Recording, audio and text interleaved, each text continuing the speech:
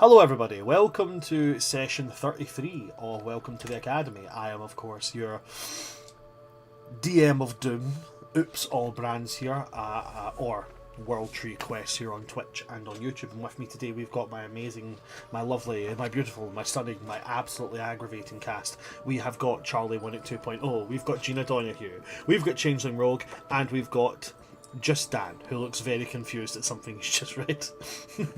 Yeah, sorry. It's all good. Confusion is a normal It was literally as I said, and this is Just Dan, and you went, Wait, is that is that me? Wait, is that me? You? I love playing a smart character as someone who's usually baffled by the world of events. It's really fun. Do I have any housekeeping? As per usual, I'm starting housekeeping the same way with every single session that I do, because of the fucking way the world is. Fuck ICE. Fuck the entirety of that administration. Fuck everything that you're doing. Fuck everything. If you agree with them, fuck everything that you stand for.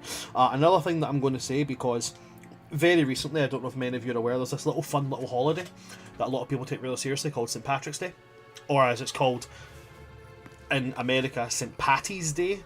Number one, it's Paddy's, not Patty. But anyway, St. Paddy's Day was recently celebrated, and there was a big fucking parade. You know, big right-wing fucking parade with shamrocks and tricolours and all that shit everywhere. And as somebody who was raised by an Irish person, as somebody who being part Irish is a big part of their person, I'd just like to remind you that while you're sitting there, and I know quite a few people who I haven't named, and I'm hoping you change your fucking ways. This isn't people within the community, this is people I just know personally, who are part of these fucking groups, who have these shamrocks and clovers and their little thistles and Scottish flags and Irish flags tattooed on them, and agree with this kind of bullshit. Fuck you. Fuck you, you absolute worst cunt. Because those flags you're wearing, those flags were fought for by people who absolutely would stand against this kind of shit going on. To you quote-unquote Irish and Scottish Americans who are so proud marching with these fucking red hats and these MAGA bullshit things all over your place while also toting pride in being Irish and Scottish, I'd just like you to know that your ancestors would be fucking disgraced at you. They'd be fucking disgruntled with you, they'd spit in your face and they'd kick you into the dirt if they came across you. Even if you look at the UK as it stands right now, the one country in the UK that is standing against what they're trying to fucking do, which is basically the shit that MAGA's trying to do, but the country that's trying to stand against it vehemently is Scotland. We can't really include Ireland in it because the Republic of Ireland is not part of the UK, despite what people seem to think. But the Republic of Ireland has also made very clear they don't agree with this kind of shit either. So if you're going to claim pride in being Irish and Scottish, actually be Irish and Scottish. And stop just wearing our flags and our symbols of our stolen identities just so you can seem a bit more interesting, you fucking tartan-bearing fuckwad. Anyway, that's just a wee bit of anger from an Irish-Scottish person. Anyway, moving right along. As is very clear here at World Tree Quest, we're a very left-leaning, we're a very supportive, very accepting people here, and we think that you have a place regardless of your ethnicity, your nationality, your cultural identity, the colour of your skin, who you love, or really how you take your bacon. We don't care, as long as you're not a dick, because if you're a dick, we don't want you here. We in fact invite you to leave here, and we very kindly hope that the door hits you on the way out. Now that we're past all that, guys, what happened last session? So I get really riled up, especially around St. Patrick's Day, because it's woohoo, I'm so Irish! Yeah. And especially with the fact they'd won those parades on St. Paddy's Day. So sorry about that, I just wanted to put that wee mess right there. Yeah, what happened last session? Yeah, so we got to creating those rings of mind shielding. Yeah. They're absolutely dope. They are now known as the rings of psionic fraternity. Awesome. That's beautiful. I'm not calling them that. I couldn't call it Ring of Mind Shielding Plus, so like... Why not? The Rings of the Blood and Bone Society. Perfect. It's good enough. Anyway, Kalidin joined the society. Kalidin's After officially much a member. coaxing. Yay, Kalidin. He's agreed not to kill people willy-nilly. So that's nice. Yay. Under duress. Feel like we a talked little a bit lot. like Magneto deciding to work with Charles Xavier and see if this way works. We'll find out. The moment It's all Kalidin very- reaches for a magic helmet, you know that the game is done. Like, Yeah. All right, come on, step away. We talked a lot about the goals that we need to accomplish. We Mhm. need to eat. We need to find the traitor. We need to find our 8th member. We need to research the monoliths. We need to pick our houses. That also got talked about. And then we left off the session with Rista identifying her orb and got a lot of trauma. Crying. Yeah.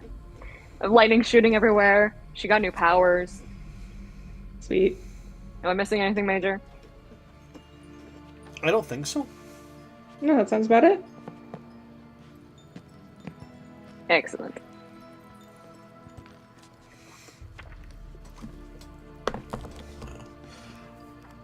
Well then, I believe we left off with Rista having a vision of exactly what it is that's inside this little orb that they've carried around for some time, and that finally casting Identify on this thing has triggered some kind of change within it. With a bit of understanding on it, they've now unlocked a certain aspect of its power.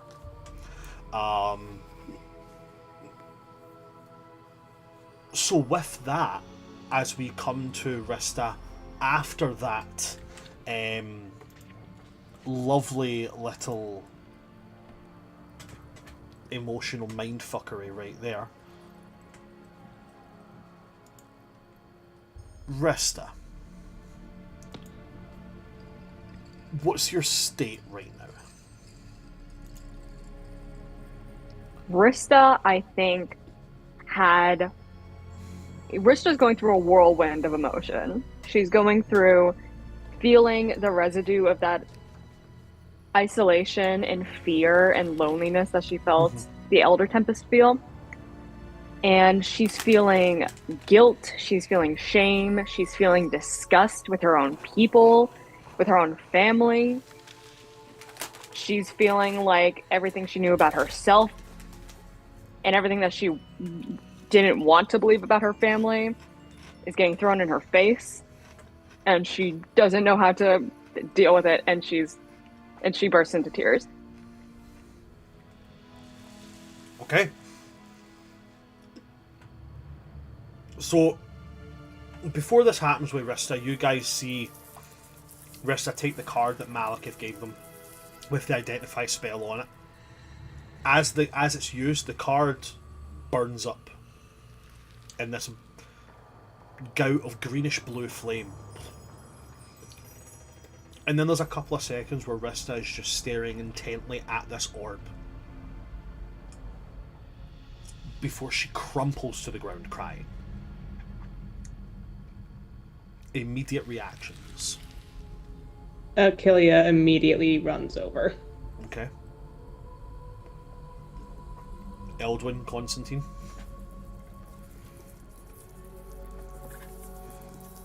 I was over there with Malika because he was going to help me identify the gauntlet that Kadara left behind.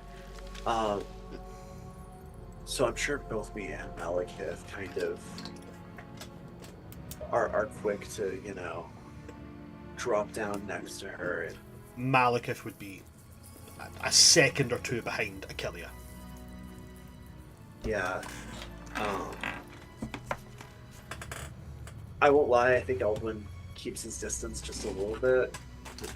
This isn't his strong suit, but he does stay close by in case his support is needed. Yeah, Constantine kind of similarly, he's gonna make like an Arcana check to make sure like she's physically okay, because we have a lot of really wild magical items, and you just cast Identify on one of them, and I want to make sure you're not dying. You're a good friend. I'm helping how I You're a can. good friend. No, I So- meant that. Like, you're helping in the way that you can. It's like, there are 3 people already rushing over for emotional support. Let's make sure there's nothing else going on here.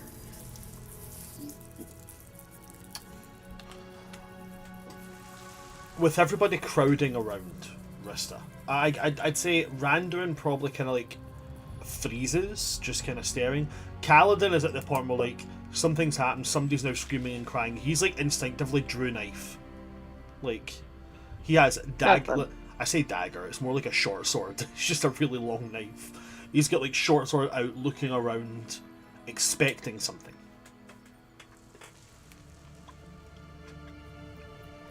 With everybody gathered around, Rista, I would say, given the, because by your own admission, you've said that you are feeling what this Tempest felt, this sudden fall from great pride into crushing loneliness, all in the space of a couple of seconds. What I'm going to say is, give me a, what will we call it? I think honestly that's going to be charisma. Give me a charisma saving throw, please.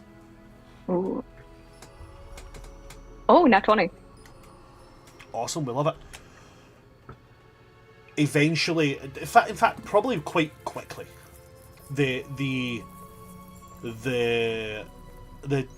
divide between yourself and this Elder Tempest dissipates, and you're able to kind of get a grip of yourself. No, that's a bad way to say that. Actually, you're able to get a grasp on your emotions separate from the Elder Tempest emotions. And you're able to, you kind of suddenly realise that everybody's gathered around you, worried looks on their faces. What's Rista's reaction to this? I think whoever's hugging me, I just hug them right back. I think I'm still pretty, like, emotionally compromised and vulnerable. And I'm not really quick to do anything. If nobody's, like, trying to say anything or do anything, I think I'm just in the embrace. Okay. I would like to think it's Achillia, but it is also funnier if Malekith pushed Achillia out of the way. That is funny. No, I don't think he would. If so, like I said, I'd say he would get there maybe a second or two behind Achillia. So if Achillia is, he's definitely not the kind of person who's like, oh, somebody's hugging my girlfriend, I'm going to hug over, but no, not like that. So if Achillia is the one that is holding Rista in a method of comfort, Malekith honestly has probably just came round in front and has maybe taken like one of her hands, or has like put his hands on her face or something. Like he's definitely not the kind of, no, I am the one who must hug, for I am the manly man. No, definitely not that kind of attitude. So no, absolutely, if Achillia is the one who has got there first and Achillia would be giving her some kind of a hug for comfort, then absolutely that would be who you'd be returning the hug to then, Rista. Yeah, I'm hugging Achillia and I'm holding Malekith's hand.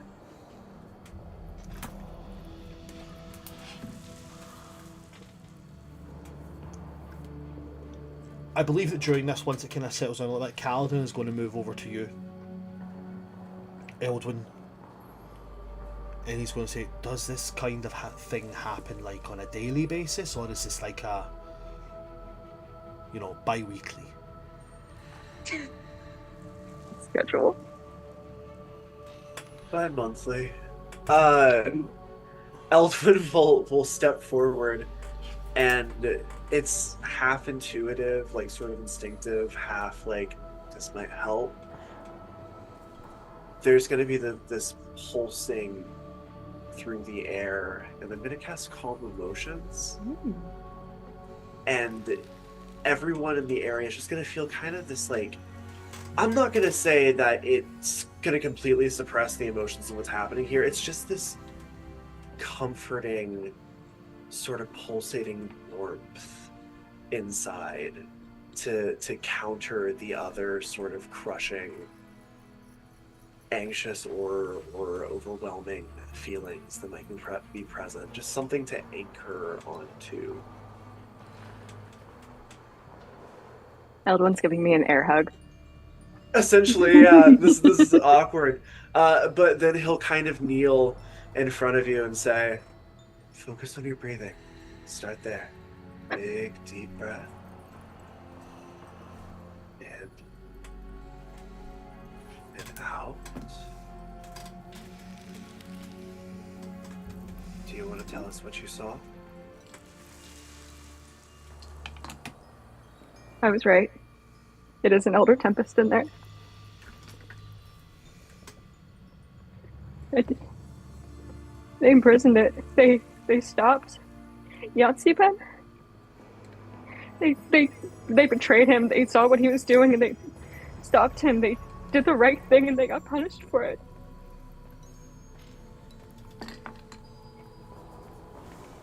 The Council of Air, my people, they imprisoned that creature.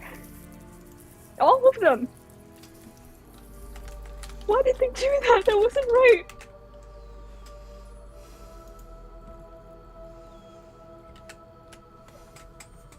People do a lot of fucked up things when they're scared. But you're not them. We are not defined by who our past people were. We're not defined fully by their history. You're gonna be okay. You're gonna work through this. We'll figure it out. You're right. It's not right or fair. I felt it in there. It's so lonely. I don't know how long it's been in there for. It's not lonely anymore. For the first time in centuries, it's been found. Yeah. You may have just given it a hope. For the first time in a very, very long time. The magic around it is more reactive.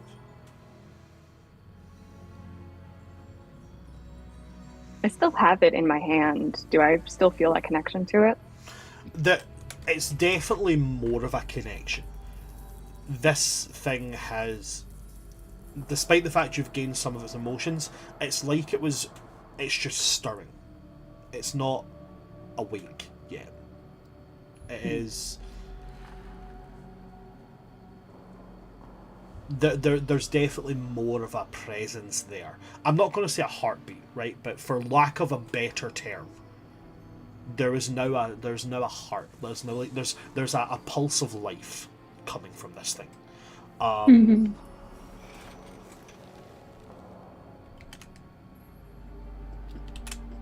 It would seem that, given what you've seen so far, understanding what this thing that's inside is, or its purpose is, would probably lead to understanding how to connect with it more.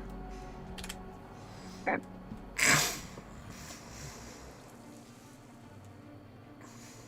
I think I try to get up.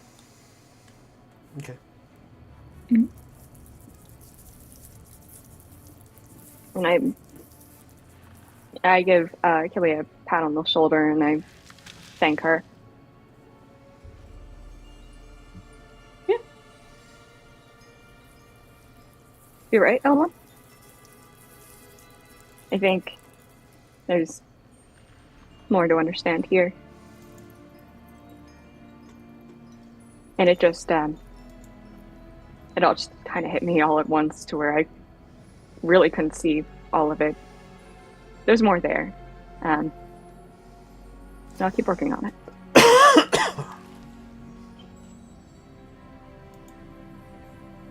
I know what it's like to look into something somewhat innocently and have your mind overwhelmed instead. It's okay. Feel the emotions as they come. Let them move through you. I feel stronger. That is that's an upside. That's a positive. Maybe that's some kind of blessing. That's nice. I think it's happy. I hope. You guys needed to go take care of the gauntlet, right? You should go do that. All right. We'll give you a second.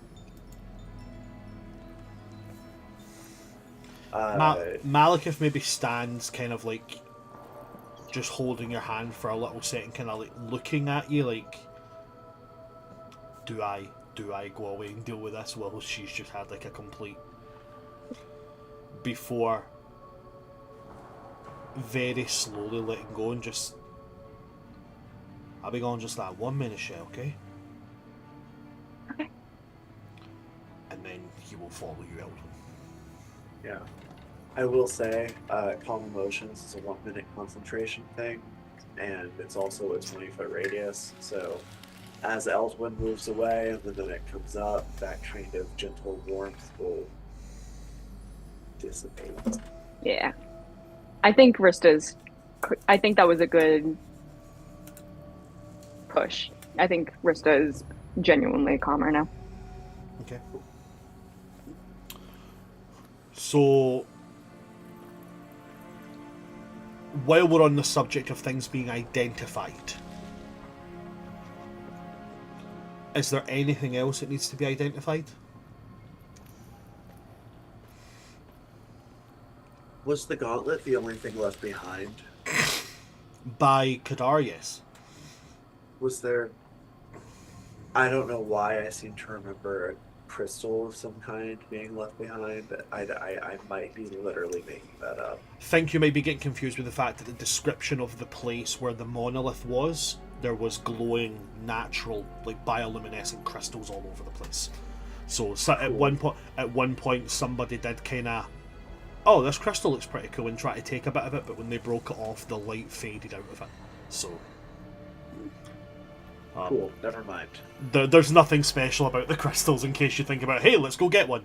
I'll just save you the little journey. There's nothing special about the crystals. Cool. Is there anything... So, a lot of these magic items that we have are low-key puzzle-locked, right? Yes. Mm-hmm. I don't know if we've actually taken... I don't know if anyone but Constantine has taken the time to study these. Yeah, I do remember that was one of the things that I think I stayed behind and I didn't visit anybody so that I could do. I could be wrong, but I thought, Brian, you mentioned you were going to send me a list of magic items. There was a list of magical items that you guys now had access to. Mm-hmm. That was put into. Let me just see if I can find out where it was put in. It was put somewhere. I just have to find it. I put it into one of the places in the information portion, and now I'm just trying to find which one I put it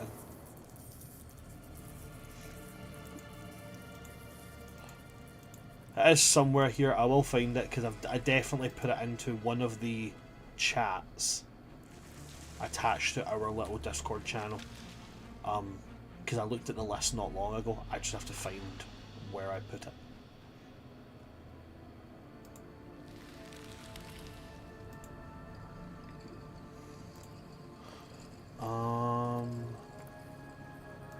That's really going to annoy me because I seen it earlier on, so I know I put it somewhere.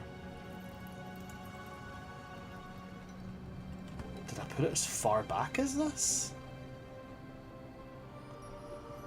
Every possibility that I did. I will find it. Just give me a wee second while I traipse back for it.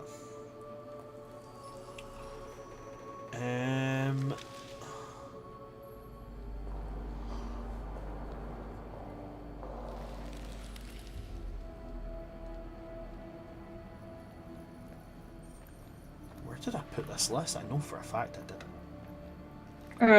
With the search feature for items, I am not seeing anything outside of Did I send it? recaps. Give me just a wee second to see. Is it possible that you read it to us but didn't send it? Could Because very- I feel like I remember could very well hearing be. it, but I don't remember reading it. Yeah. Now, you Could could have sent very it as well well, be. but I thought I maybe just heard it. could very well be that. Give me just a little second, because the thing is, I have this real intense memory that very recently I seen it on a Discord style thing. So did I put it somewhere? Did I send it to myself somewhere and then just not remember where I sent it? I've done that before, that's why I'm genuinely asking that.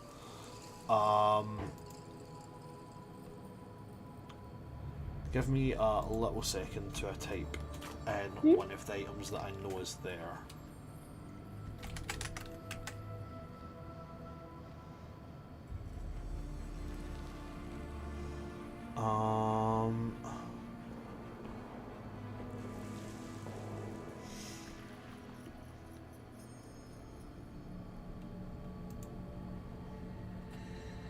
No, I haven't put it. Oh, I have no idea why I'm so intent on the fact that I did put it there. Okay, give me a second and I will find the list.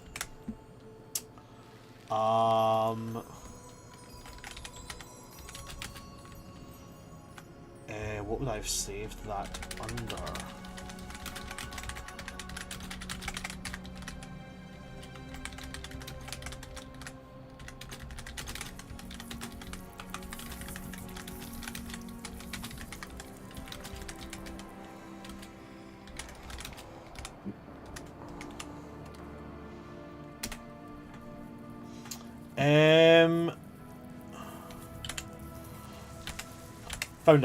Found it, got it here. Yay! Right, okay, cool. So, there is common, uncommon, rares. There's nothing above rares that's there. So, there is the common magic items. You've got the Cloak of Billowing. It's a cloak that billows, it doesn't do much else than that. A Wand of Conducting.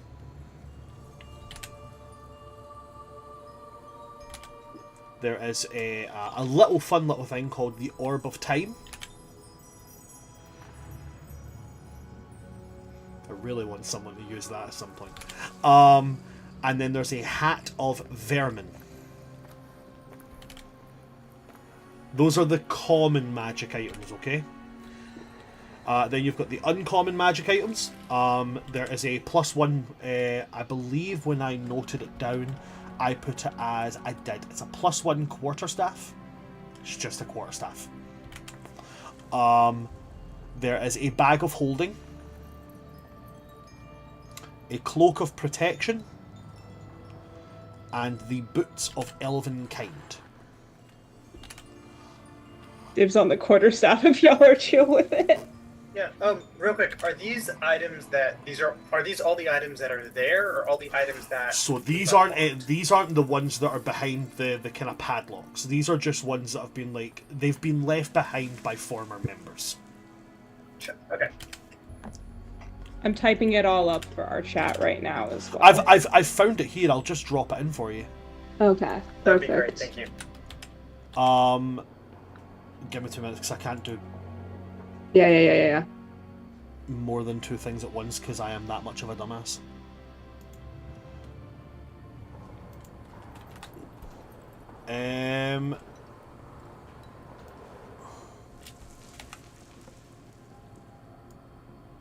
Yeah. So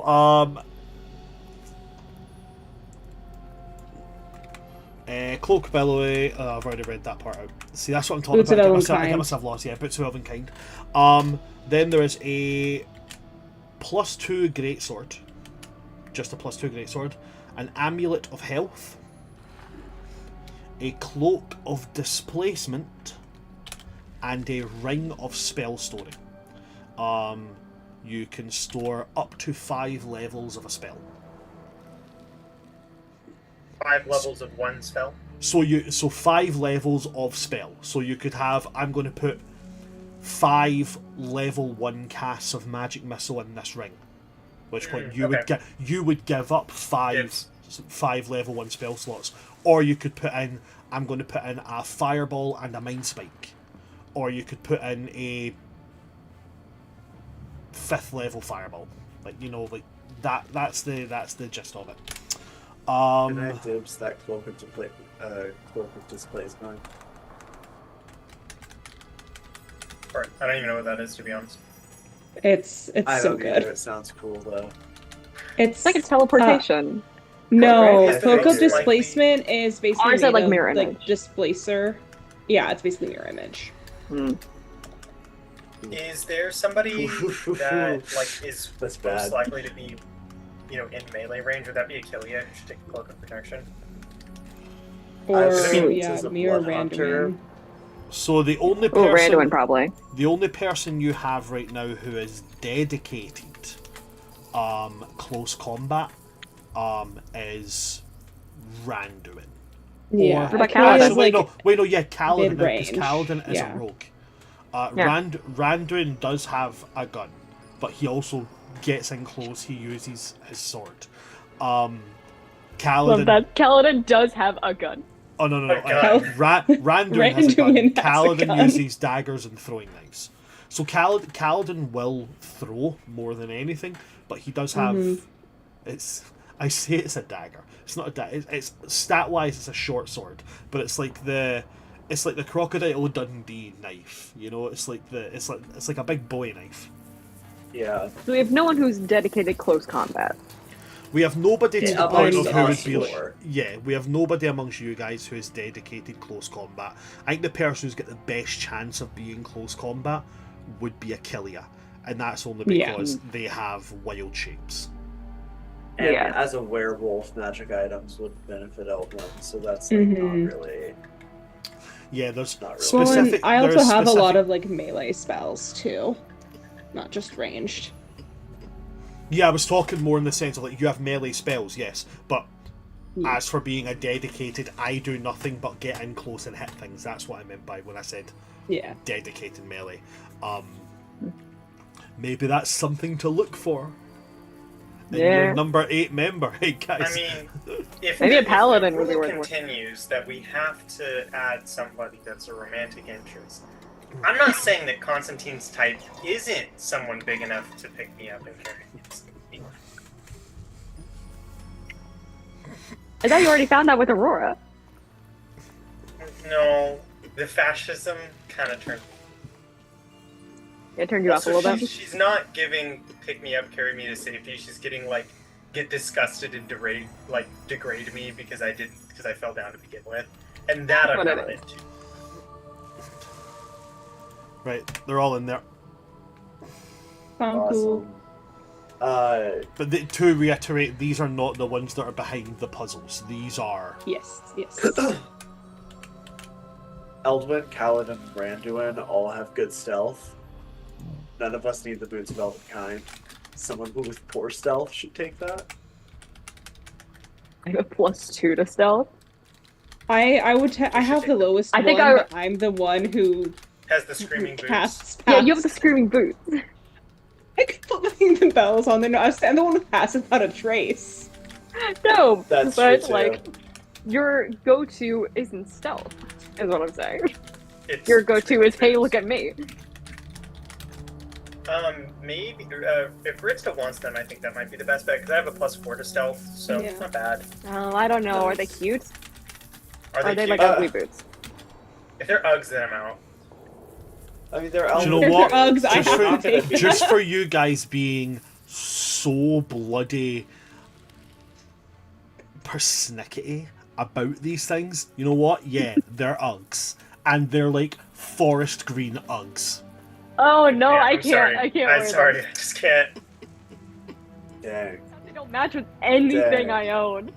Okay, Dang. I can take them, but I will be doing research on how to make them less. I'll be hideous. Like, we taking gotta them, get but some I'm taking trans- them Like an under illusion. What duress. do y'all have against Uggs? And that is in character. Achilea could pull off Uggs. Constantine should not be let near Do you know, them. He this is is too delicate of a state. this is one of the issues I have with the name Uggs for a shoe being involved in something like D&D, because you said Uggs and immediately I went, why is the person that created these shoes an orc? I mean, factually, I think they are now. And with that comes It's, things. it's canon. What's everyone's constitution score? I have a plus Score. 2. It's a 15. I have also a- have a 15. I have a 12. Well, Rista needs the amulet though. Okay. Give the wizard the amulet. I'm like, give the wizard. I guess Malekith could, but like we have to take care of us first. You know what I mean? Sorry. The core four. Yeah, the core four. Yeah. I feel like I could come up with the most heinous combination of things with the Hat of Vermin and the Ring of Animal Influence. I need to know what the hat of vermin Dang. is. Is it just a hat that summons rats? Essentially. Rats, so long as rats, yeah. Or bats, or frogs. That is 1000% so should go to Achilles Achilles. coded. But Like, no, Yeah. Achilles can't wear hats. I feel like I can't wear hats. we They can don't fit modify over the it. horns. Modify it. I hate that we keep handing. It says items while to Rista, holding the but hat, you can spend the charges. We should probably give Rista the Orb of Time. Hold on. Let That me makes mess more with that sense. first. Let me see what Oh, that is. okay. Because I might contend for it. You just get your magnifying glass. Whatever else you do. What does the Orb of Time do, Brand? It just tells When the you exact time. utilize this orb, it Don't tells tell you me the it's a exact clock. time of day. I don't want that. I have keen mind. I always know what time of day it is. I know. That's why it's. That'd be nice. I can modify it I into was a hoping I watch. could like time travel with it. Okay, Sumi. A common It's a common magic item. item. Common item. Yes, I figured that I'd be able to do that. Okay, wishful To thinking. be fair, an orb of time is way too cool of a name to give to a common item. God, give Constantine's dramatic ass the plug ability. So I think the reason why you see this a lot with common magical items, why they have such cool names, is to make them sound like they do something more than what they do. Like the wand of conducting. It's just the conductor's Just wand. a conductor's baton. That's all it is. Yeah. And I love things like that. Is it even a- I will for sure take the Hat of Vermin, though. I have to scheme on how I'm going to have it work with the Ring of Animal Influence. And harass Aurora. Those are I'm the going- collection items, right? Oh my god. Can you Wait, purely vermin, for bats the are vermin? purely summon for the bats. purely for the fuckery that I've seen this item cause, I am putting a DM rule on this. Any creature drawn out of this is a magical creation. Actually, do you know what? No. Do you know what? No. Actually, know what? I'm going to lean into the chaos. I'm not going to divert the chaos. I'm going to lean into the chaos, but I'm going to make you feel bad about it. When you pull a rat from this, you pull a random rat from somewhere in existence, from where it is, from its home, and just drop it wherever you put it. There you go. You know, statistically, just- you're probably giving it a It better disappears life. after an hour. It goes back to its So home. for an You're hour, just it will be giving petrified. Okay, you're just giving it a story to tell to his little rat children. Exactly. Yeah. Exactly. I'm This ju- is just dad I'm lore. just putting out there. I'm also just putting out there. In some places, raccoons are considered vermin. Well, we have. Listen, one you just those pull out of a already. hat, and I'm like, where did Abandon go? just like we need like an army of raccoons. Okay, I got it. There's one. There's two. There's. Why does this raccoon have a shiv? You put me the fuck back. Oh yeah. So you could summon any rodent. Anything that's So- considered vermin, I'll be open to it. Wonderful. What about like really distasteful people? You cannot could pull I do- Donald Trump out of a hat. Damn. Oh my god. And Uh, nor would we want to. I was thinking more of Pyero, but you know. Yeah, can we just pull Felicity out of a hat? He's It's hard- out of I- commission. Yeah, I mean they're a bit nasty, but I'd hardly call them vermin. Not just Pyro. Bag of holding to Constantine. Does that feel right? Man of That many feels books. correct. That's Dig it. Yeah. Unless anyone else wants it.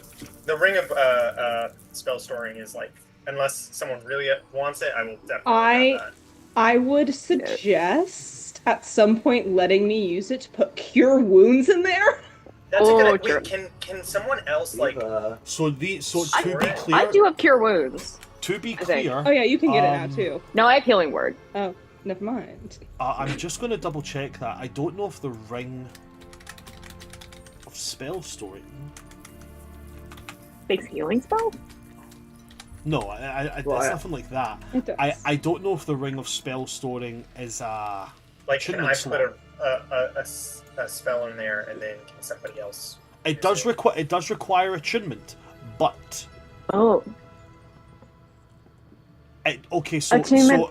being very clear on this, what it does Yeah. say is any creature can cast a spell of level 1 through 5 into the ring by touching the ring as the spell is cast.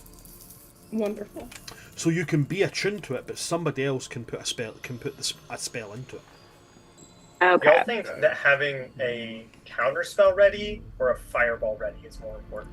Oh, Counterspell. that would Porno- count. Oh, very Porno Kalos two Dos. ways 6. two ways of handling a problem.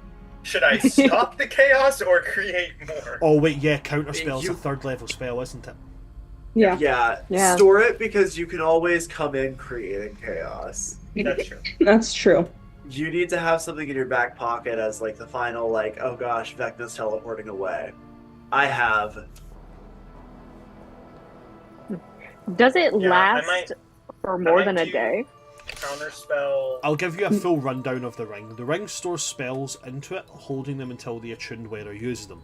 The ring can store up to 5 levels worth of spells at a time. When found, it contains 1d6 minus 1 levels of spells stored chosen by the DM. It was left by somebody. It doesn't have anything. Any creature can cast a spell of level 1 Come through on, 5 guys, into fill it by up your touching the spell ring as when the you're spell is done with cast. it. The spell has no effect other than to be stored in the ring. If the ring cannot hold the spell is expended without effort. The level of the slot used to cast the spell determines how much space it uses.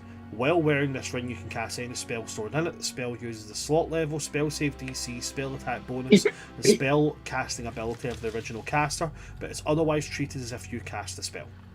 The spell cast in the ring is no longer stored in it, freeing up space. So by the wording of that item, it's there until it's used. Wonderful. I think we should put a counter spell in it and then like 2 cure wounds. I was gonna say counter spell, 1 cure wounds, 1 shield. Sure. Oh, that's good. Okay. It's Grant, all for the emergencies. most important thing that you haven't mentioned, and the thing that will send ripples through the rest of the It's campaign, made of silver. At least. There it is. I was Oh, gonna say silver or gold. So I guess now I'm locked into a silver jewelry. oh scheme. wait, hold on a second. I thought you were saying that for Eldwin's sake. No, you were No, saying no. it for your sake. Oh, I forgot about that. I was purely thinking of my fashion. I You forgot don't about get the any allergy spells we from had. me.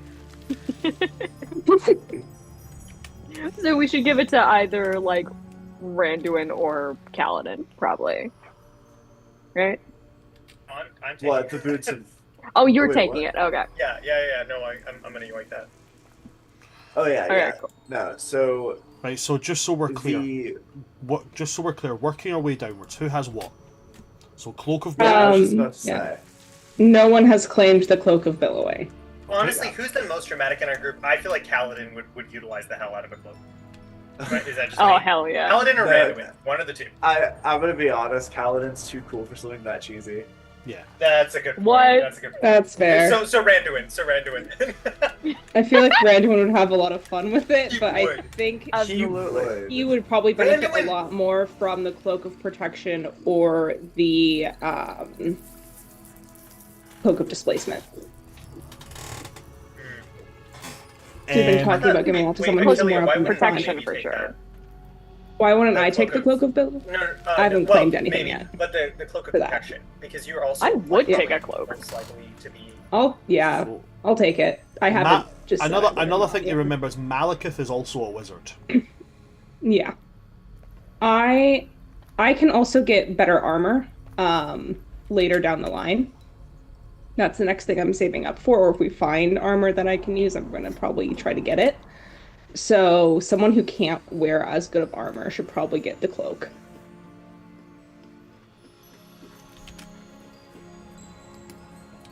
Right. I mean, I so would take a cloak. Just to be clear, nobody has the Cloak of Billowing at this moment, right? No. No. Correct. Nobody has the Wand of Conducting. Correct. The Orb of Time?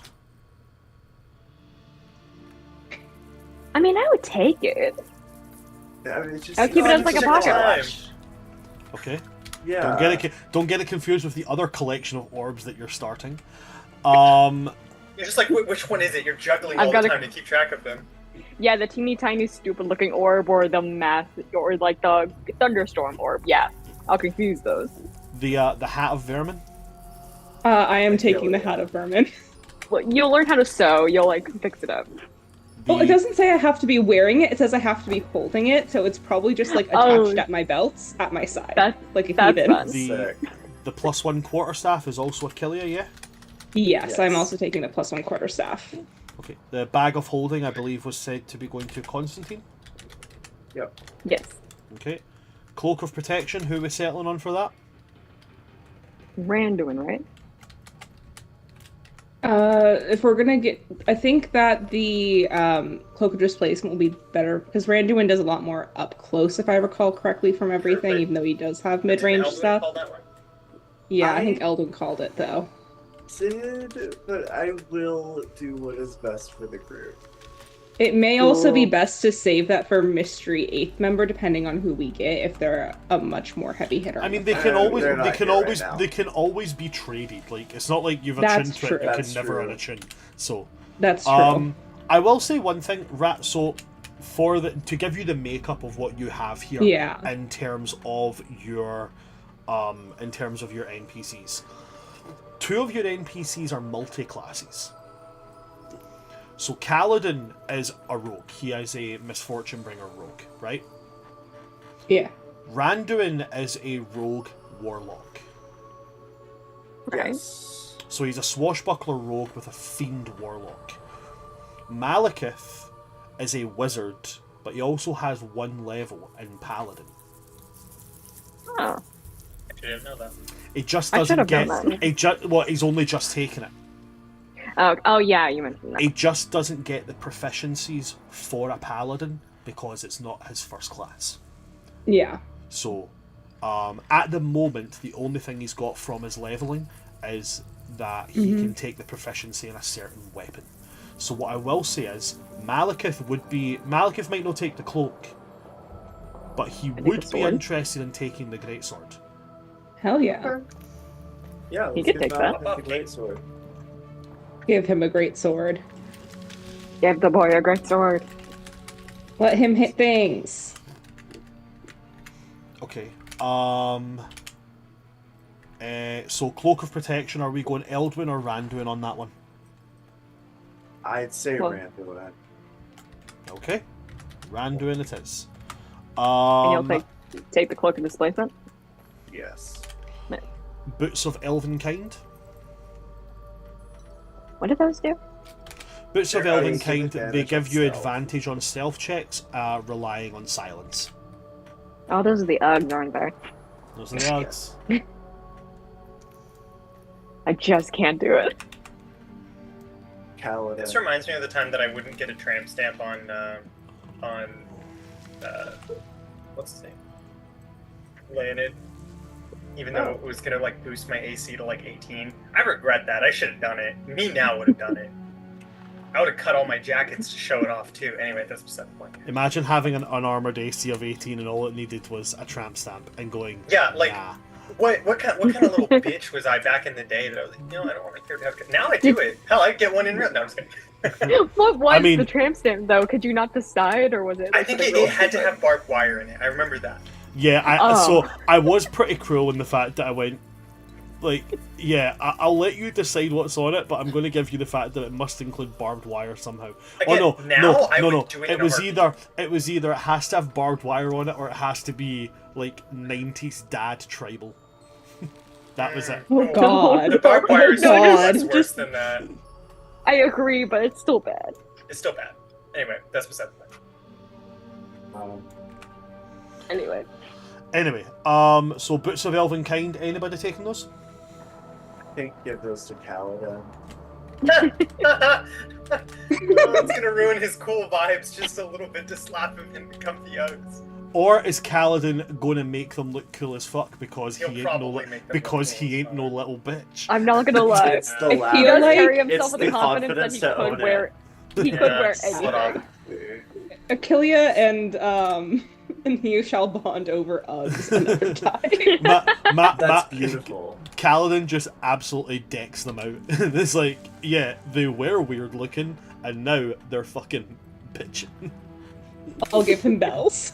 Bedazzled. Great. Oh my fucking god. Oh my god! Bedazzled Uggs. Imagine It's giving them, crazy. giving them bells that make the sound of the Aztec death whistle. So he's really stealthy until he wants you to know he's coming. Exactly. That's actually That's terrifying. terrifying. Oh my There's fucking! gotta be an did- option for that at the Did I cobbler. just unlock something? I'm I gonna. hope This is not. gonna happen. Okay, cool. +2 greatsword is going to Malekith. Yeah. Yes. Amulet of health. Rista. Rista. I was gonna take that. That's the wrong thing.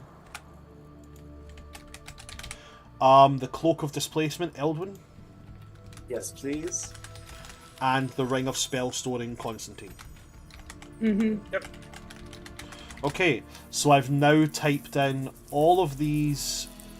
I've now shortened all the descriptions of all these items, and I've typed in whether they're free, who's got them, whatever, so we can keep a track of that.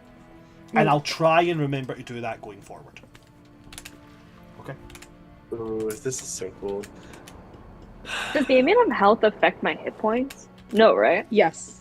Oh, it does. Yeah. So if your constitution hell goes up yeah. to, if your constitution goes, so I'll be able to directly do that for you just now if you bear with me just a little second. It makes your campaigns. it ups your con mod Yeah, ups your I con know. when you're modifier. attuned to it. View campaign. Rista St. Cloud, there you are. So if I go into... Wow, I forgot that we have brooms. Everybody I just looked keeps at my forgetting inventory that again. you guys have brooms. But I don't. Oh yeah, your Wait, broom you're- got you're just- destroyed. My broom was What if we steal disenchanted. Pyros? Oh, that's the equivalent of 'Cause we killing someone and haven't- then looting their Sorry, body. because Eldwin hasn't done enough. So Surely you can The pick pocket your comatose way the into guy a and then broom. take his broom. He's not using it. I'm gonna like. It's like putting someone in a coma and then taking their car. What? so Insane thing to do. so Rista, for talking sake, at the moment your maximum hit points is 46. I think. Yes, 46. So now that I've added that on for you and I've attuned it to you, your maximum hit points is now 64. Yeah. Yeah. Yeah.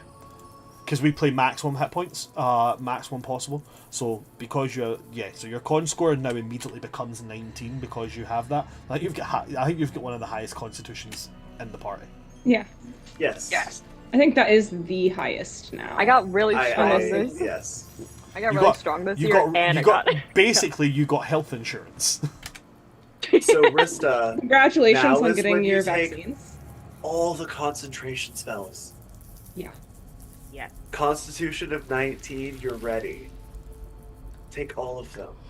This is good. I like No. this. Every Oh, single God. one, all of them. I will have only Constitution, and I'll be able to do nothing else. I will keep my blood curse of the muddled mind far away from you, Rista. Just to double check as well, guys, what level are you on? 6. 6. 6 now? Good. Thanks. Good. We leveled up last session. Yes, that's why I was asking to make sure everybody actually did it. You know, I think I did everything to level up my character except for change the number in the top corner of my page to say 6, which really That's threw me really for 30 funny, seconds. actually.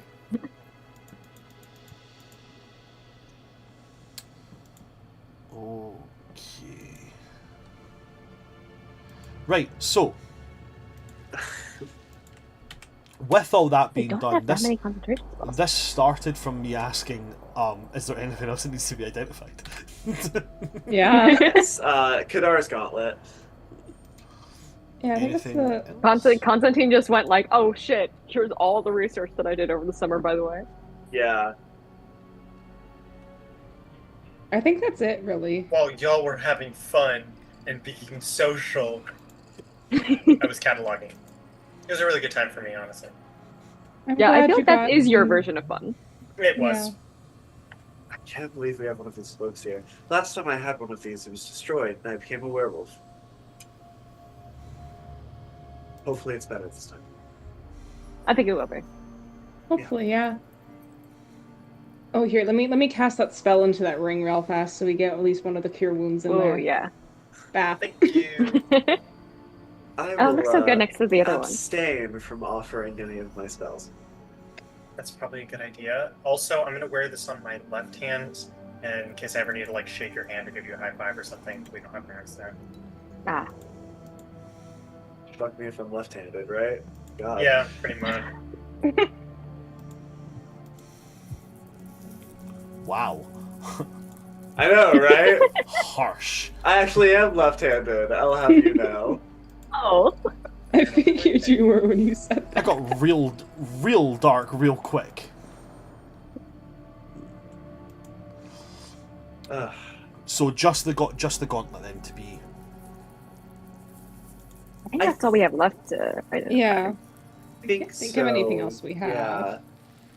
I don't have any other secret special artifacts that I'm just hiding from y'all. Yeah, and I don't think we're trying to break into any of the padlocked ones right now. Yeah. What? Alright. I mean, we could Okay, try. that's fine. I guess. Isn't it I like guess I could wait till break. 8 or 9 at night now? Yeah, I was gonna say, it's pretty late. It's- I'm putting that on my Excellent. agenda. I'll join you for that. Listen, I gotta choose my house before we start breaking into any super special artifacts. I have enough on my plate. Right. So again, just because question asked and then talking, just being very clear. Just the gauntlet? that.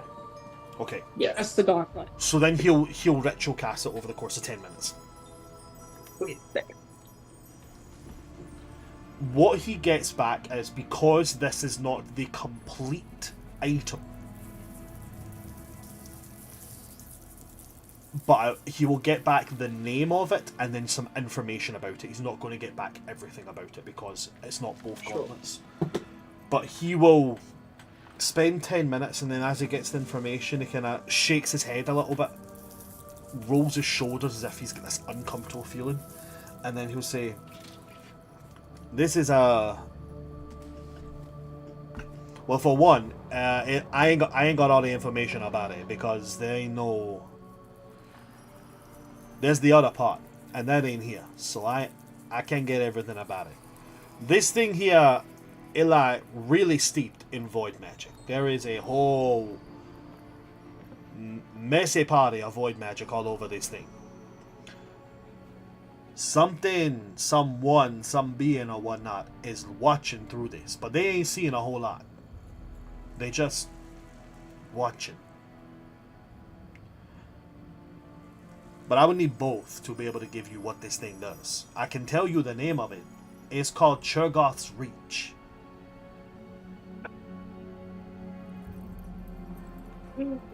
Alright, we're taking it out of here. Yeah.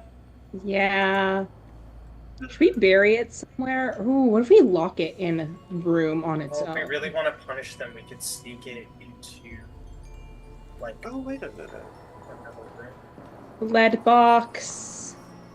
Locked in a room.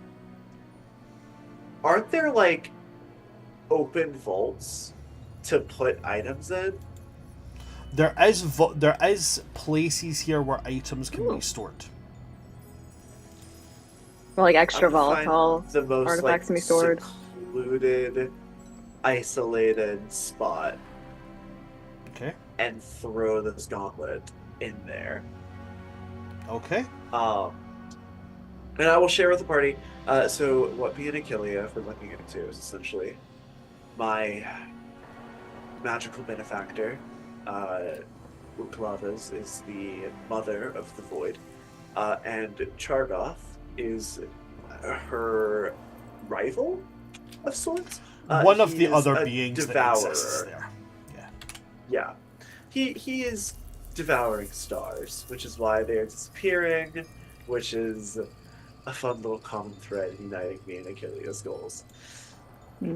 Yeah. So, Chargoth, confirmation that is who Kadar. So he hasn't specifically stated he follows Churgoth. What he has said is that he is a follower of the Maw. and the Maw Yes. is one of the names given to Chirgoth. But yeah, everything else you got pretty much on the nose there. Chirgoth is the Maw. He is depicted as a constantly rotating, endless expanse of teeth. There is another being who is called, rather than being called a Maw, is called the Devourer of Worlds. But they're more of a physical presence, actively moving through the void. Chirgoth is just more likely depicted as like a big, very active black hole. Yeah. That's not an accurate description, that's just a way to imagine it.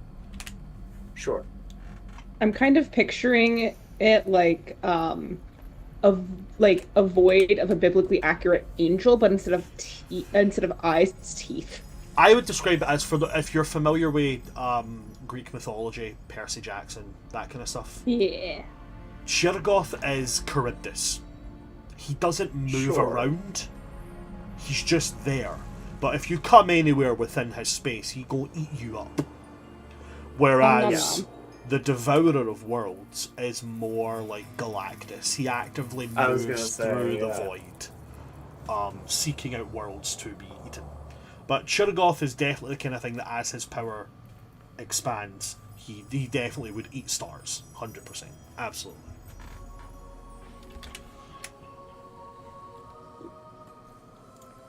Alrighty then. That's good to know. I also do apologise. Anything- I just realised I had to go back in and redo Malekith's entire character sheet because I built him in 2024 when we're still playing in 2014. So I had to be like, so I've had to go back and redo that. So I do apologise. I built your boy wrong. Sorry.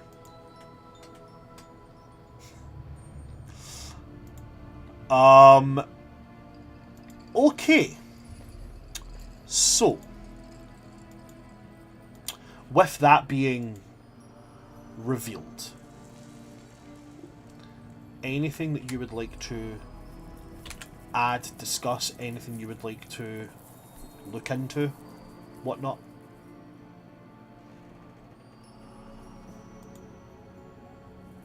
I think Achilles is probably going to spend the rest of the night, like, researching very specifically fell spells. You're wanting to look for something.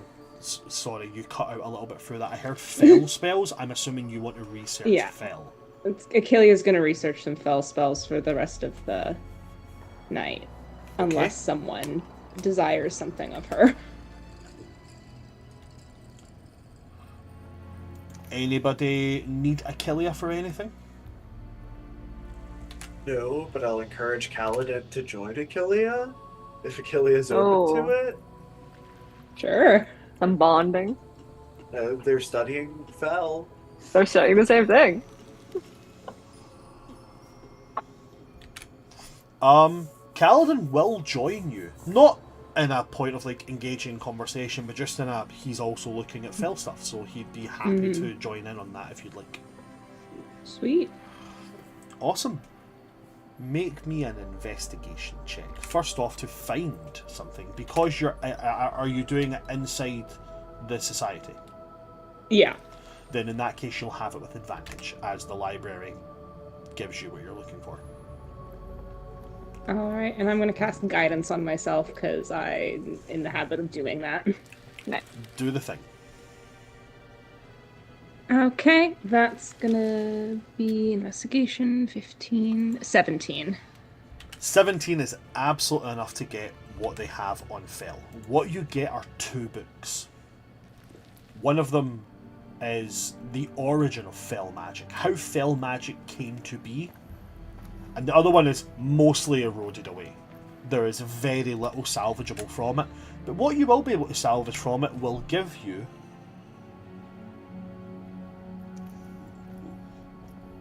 roll me a d6. Oh, I have a really fun d6 that I've not rolled yet. Then by all means roll it.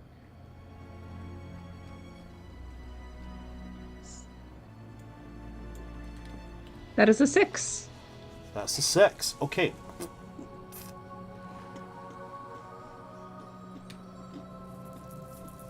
So, while uncovering this information, you'll also gain access to... I'll give you both cantrips, and I'll give you both first level spells for Fel. Alright, sounds good. I'm still waiting on D&D Beyond's update to their homebrew tools. Once I get the information on that, I'll be putting everything of this. I'll probably take like a week. I'll probably say to you guys like, hey, we're going to skip this week, and I'll spend that putting all the spells up there so that you can gain access to them. I'm just waiting for that to happen. Yeah. But I'll give you the written details of it just now. Okay. So first off, I'm going to give you the lore dump. Yes. So, Achillea, you would be very much aware of, you know, at least the beginning of this story. You know of the Feywild, you know of what goes on in the Feywild, all that kind of stuff.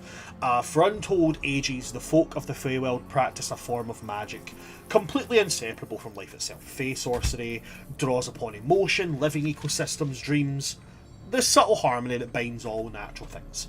And where mortals' arcane spellcasting bends reality mostly through study, formula, through breaking down compositional matter into another, Fey magic was woven through their intuition and their feeling. It's a bit like a song.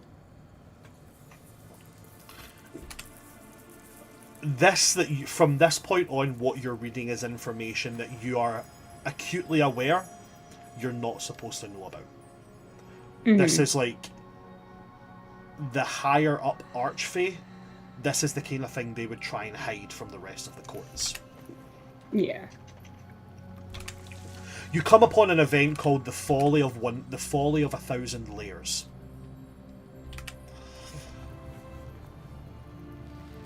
At one point,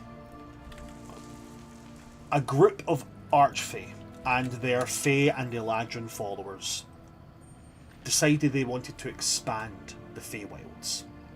They wanted it to have a stronger foothold into other planes.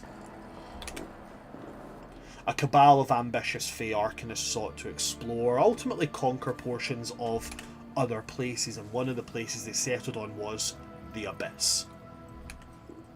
They believed that their life-bound magic could tame even the chaotic depths ruled by demon princes. Now, despite being warned against the cautious judgment of the courts, Titania and Oberon, in a very rare occurrence, agreed and sent vast hosts of Fey warriors and spellcasters into the Abyss through powerful planar gates. Now, at this point, Achillea, I will ask you to make me an Arcana check. See if you know this little tidbit of information. Yeah, and I do, because of Hunter's Bane, get advantage. So, you'll get Hunter's Bane when it applies to Fey. This particular piece of information... Oh, Fiends, by all means, yeah, go ahead. You'll Fey, still get Fiends, it. or Undead. So you'll get it. You'll get it for because those it's three, Fiends. yeah. Demons are Fiends, so you'll get it for them as well. Guidance. I love how you Nat touch 20. yourself on your head for guidance. That's how I do it. That is a natural 20, though, for a total of, with the guidance was a 4 as well, so 29. Absolutely spectacular. So with a 29 on that, most people who know anything about planar travel know that unless you're incredibly powerful, intimately familiar, or have a particular item that allows you to, travelling to the Abyss is a shot in the dark. You do not go, I want to go to layer 725, and then you go there. You roll the dice whenever you travel there. And that's what happened here. Their goal was to claim and reshape a region of the so-called 1,000 Layers. And instead they encountered the deepest, most malefic nature of the Abyss. As soon as they stepped through, they were assaulted by the forces of the lair that they'd travelled to. A lair known as Thanatos. A lair ruled by arguably the most powerful of the abyssal demon princes. Orcus, the very creator of necromancy. The guy who invented the thing that made Vecna a problem. Also known for his mastery and prowess over rot and decay, all things to do with death. They were set upon by these terrible forces. Worse still, the very fabric of the plane that they were on corrupted the Fey magic that they used.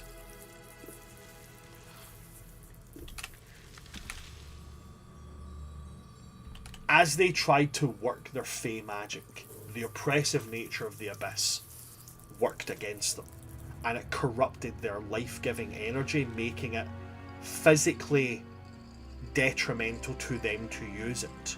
Entire swaths of spellcasters tried to heal their allies, and all they did was emaciate and dehydrate their own bodies instantly.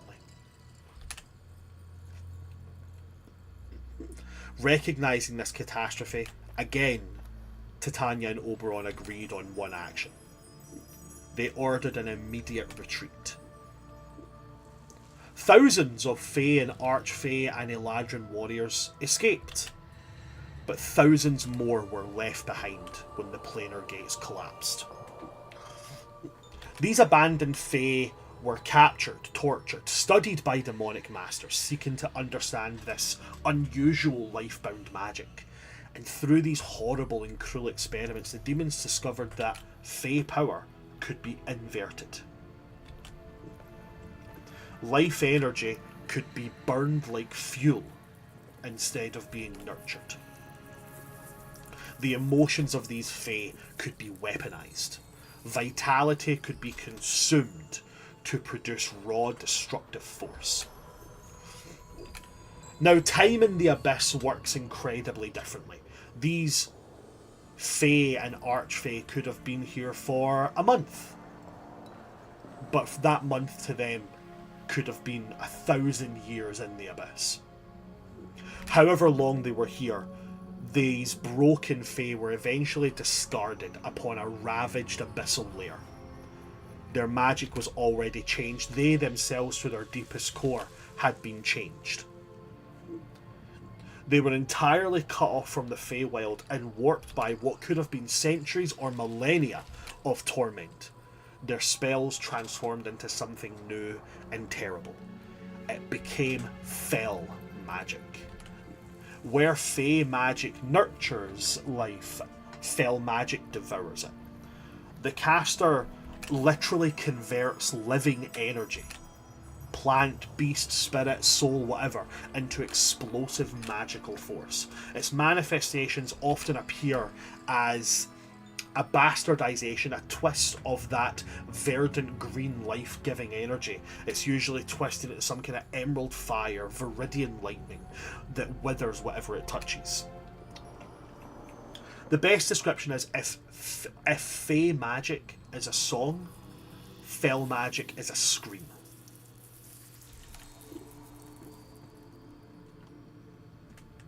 Among the Fey of the Feywild, the existence of these people, these Fey who were lost, is spoken of only in whispers. You would see here, whoever has written this book, whoever's written this little, call it a pocketbook on things they've discovered about Fell.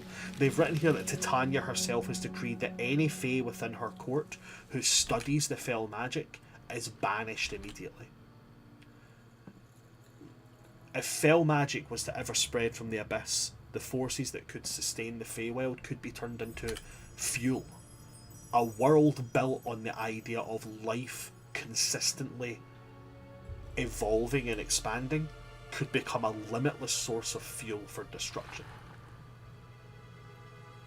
That is the nature of fell magic.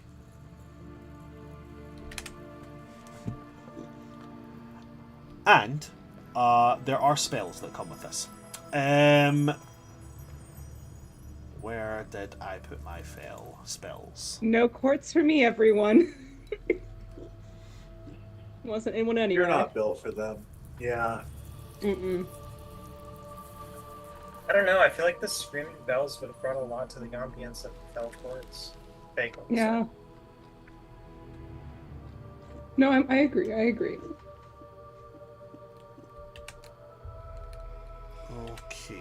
Okay. Now, do you have any questions on that lore drop before I go into No. giving you the spells? No? Okay. So, the spells are as follows.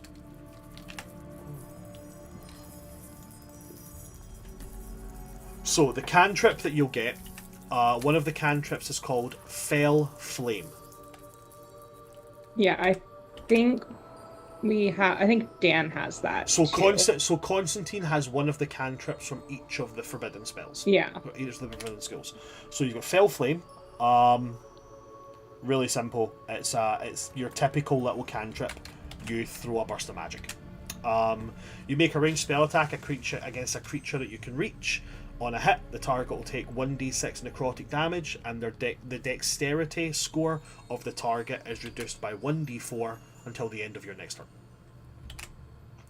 The spell's damage increases by 1d6 when you reach 5th level, 11th level, and 17th level. You know, typical cantrip stuff. I'm going to put that over to you just now. Where's your name?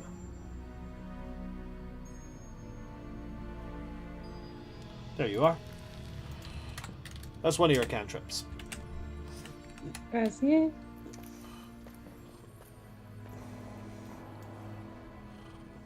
The second cantrip that I'll give you, on a very, very similar branch, is called Fell Spark. Again, same thing. You will deal 1d6 of necrotic damage, plus 1d4 of your choice, fire or lightning. Lightning damage. And the target's strength score is reduced by 1 until the beginning of your next turn. And again, damage escalates 2nd, 5th, 11th, blah blah blah. Not 2nd, 5th, 11th, and 17th. And then I'll give you the first level spells. Okay? So the first level spell, the first one that I'll give you is called Warped Ember. Warped Ember is a burning lance of twisted flame. They have to make a dexterity saving throw. On a failure, they'll take 1d8 necrotic and 1d8 fire damage, and they will reduce their constitution by 1d4 for 1 minute. If they succeed, they take half damage, no constitution reduction. At higher levels, the damage increases by 1d8 for every spell slot above first. And the second one is Fell Lash. Fell Lash is again dexterity saving throw, 15-foot line. You will deal 1d8 necrotic and 1d8 lightning damage. That's a recurring trend going forward outside of the cantrips. You'll be dealing a number of necrotic and either fire or lightning damage. So it's a 1d6, 1d8 necrotic, 1d8 lightning, and they will have a minus 1d4 to their dexterity score for 1 minute. Again, half damage and no dex reduction. If they succeed on the saving throw. At higher levels, you add 1d8 to the damage for every spell slot above first. I will get those sent over to you as we speak. Thank you. But that is what you're going to get as you sit down to study Fell Magic. God bless any strength-based fighter who looks at Achillea wrong. So this is the point of what Yeah. Fell does. Fell does what Void does, but Fell does it to the body.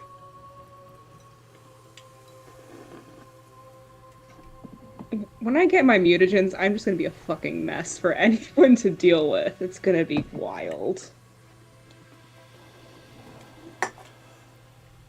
So while Achillea and Kalidin are looking at this bit of information here,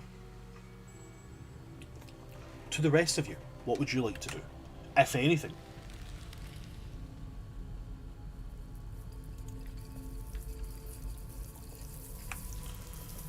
I'm gonna be honest, I think after identifying the orb and after like the main society business is concluded, Rista might just go back to her dorm. She's feeling spent. Okay.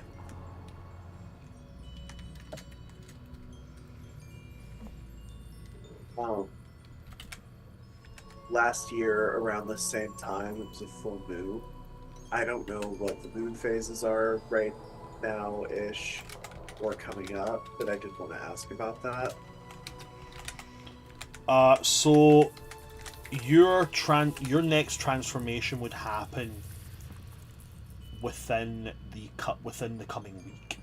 So it would happen during our time skip.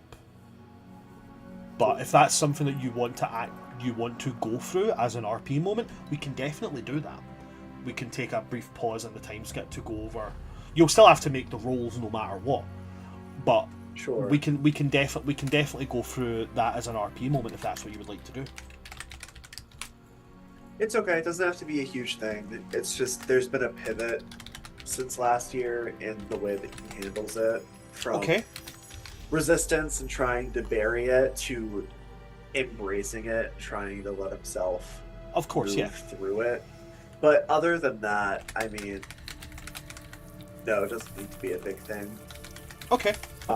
So no, he'd just be independently studying void magic for the night until Kalidin was ready to go. Okay, cool. I'm going to say because of the level you're at with void magic right now, the library can teach you nothing more. The library here within the society can't teach you anything else. That's terrifying. Okay. Okay. Yeah, then, So you must start writing more books on void magic then. That's exactly it. I don't know, I mean, to be fair, he just made those rings. He's probably fairly spent too. So he might actually just hang out with Wilbur. Chill guy. He has some fun stories. He's like your uncle who lived through things but not racist. When is the last time someone made Wilbur tea? Eldwin is gonna make Wilbur tea. Okay. He sits down, so did you hear? That's the equivalent of making Hyping Wilbur tea, gossip. just giving him tea. Wilbur's like, I can't drink tea. It's like, oh, but can you spell it? Oh, I bet Wilbur has some juicy secrets. He definitely has juicy secrets. He's got some really good secrets. Bran, I don't know what you have planned for this or how involved it is, so if this isn't a good time. But I kind of want to try my hand at one of locked magic items. Again, I don't know if that's not a good time. I can do it some other time, but that is absolutely something that we can do.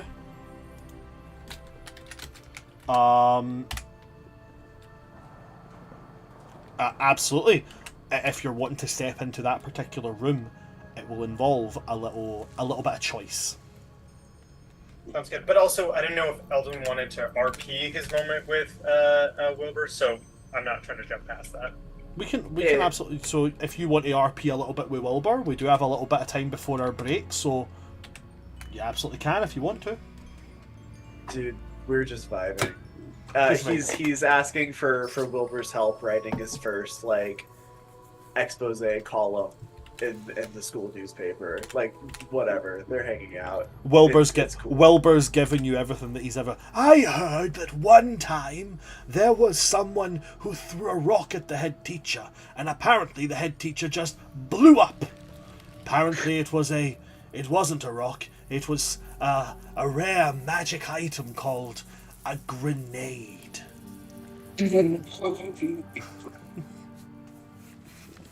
Concerns of grenades being found on campus Arise, given current security threats posed by Dampier.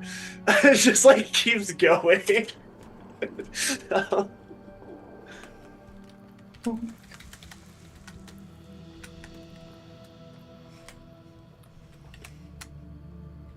Alright, so in that case, with Eldwin just talking to Wilbur here, with Rista, you're dipping out, you're sure you don't want to do anything else here?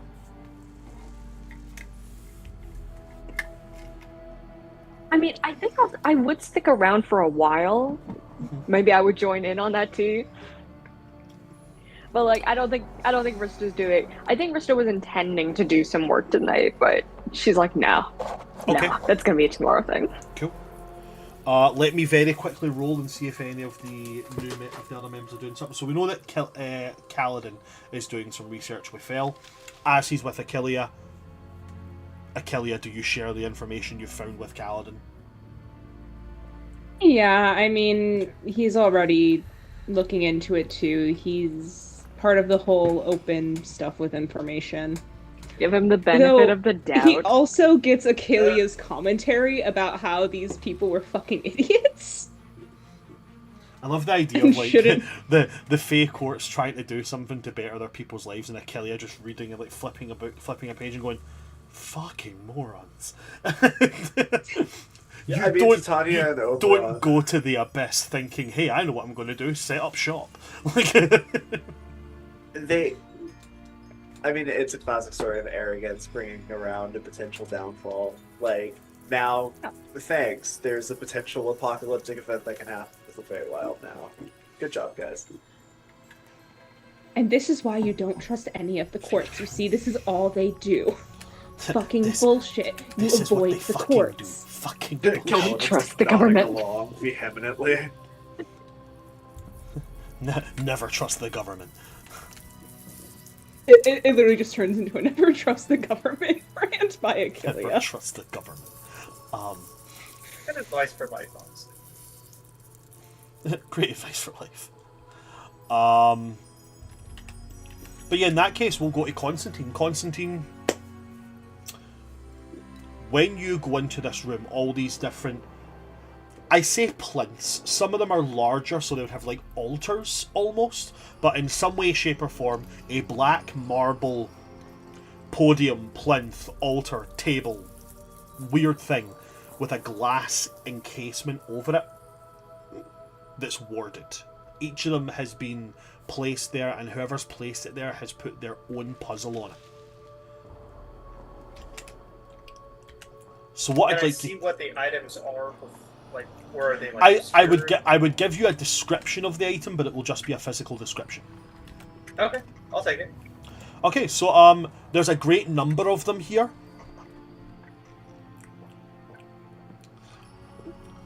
But I will ask you to pick a number between 1 and 25 for any that may catch your eye. Okay. 16. 16.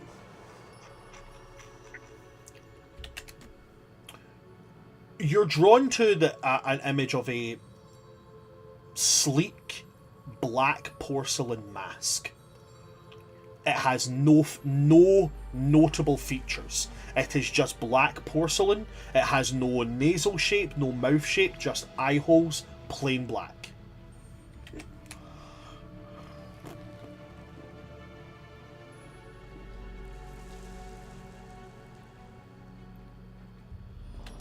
Well, that's terrifying. As you approach it, there is a...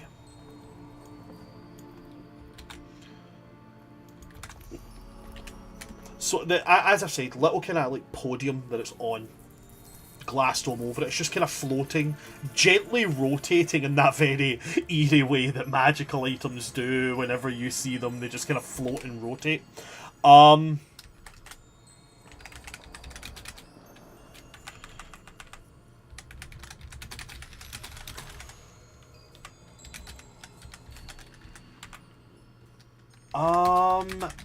How to describe now that I've noted that.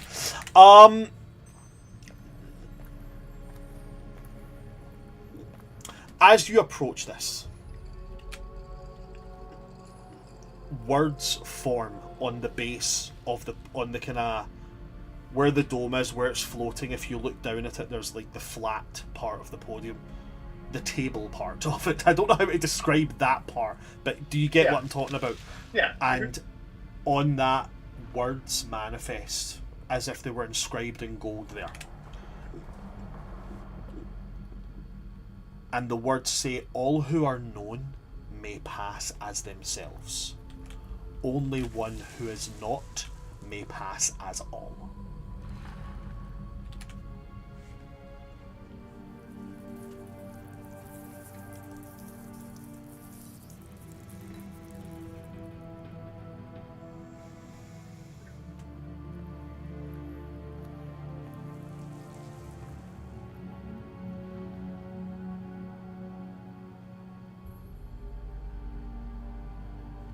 First thought is to cast Disguise Self. Okay. I don't know if I have Disguise Self, so I don't know if that's feasible. Or be a Changeling. I don't think I have Disguise Self. Does anyone have Disguise Self that is currently here? Yeah, I have disguise self. Okay. Brent, I have a question. I don't know if this is allowed. It's okay if not. Constantine's a very smart person. You know, intelligence 20. I don't have it as a spell though. It's like part of. Well, I mean, as long as someone accesses it, it should be fine. Yeah, I also have disguise self. Yeah. Now, Constantine, he's a very smart man. Dan, that's debatable. Is there anything that Constantine can glean that Dan cannot, or a roll that possibly can be made? Or do I have to figure this out with Intelligence check for common sense. I don't know how these riddles work. I don't know how these riddles work. Wait, what was the puzzle again? I'm sorry. Absolutely, no, it's absolutely fine. So, all who are known may pass as themselves. Only the one who is not may pass as all.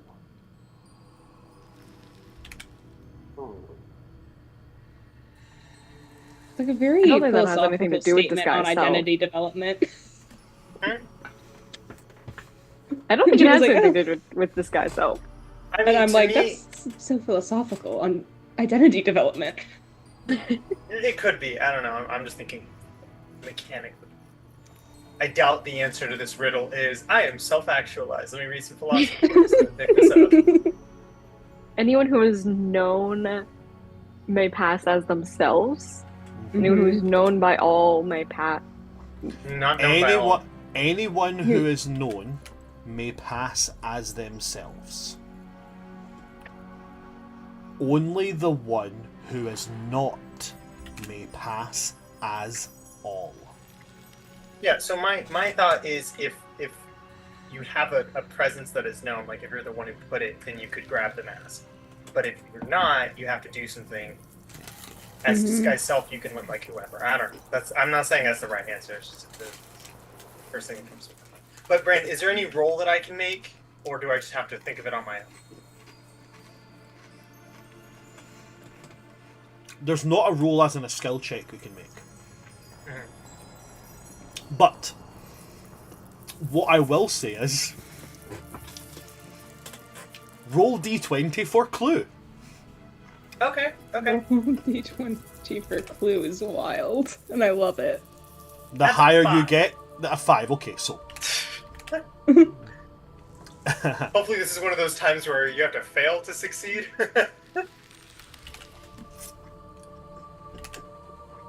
As you're a 5, what clue do you give for a roll of a 5? There certainly is probably an answer out there. Okay, I have one. That very legitimately is a clue, but it will frustrate you because it's not what you're thinking of a clue. Every other one of these things that you've walked by, because of the lighting, there's like on the glass domes, there's a reflection of you. As you stand in front of this one, no matter how you move on the lighting, there's no reflection.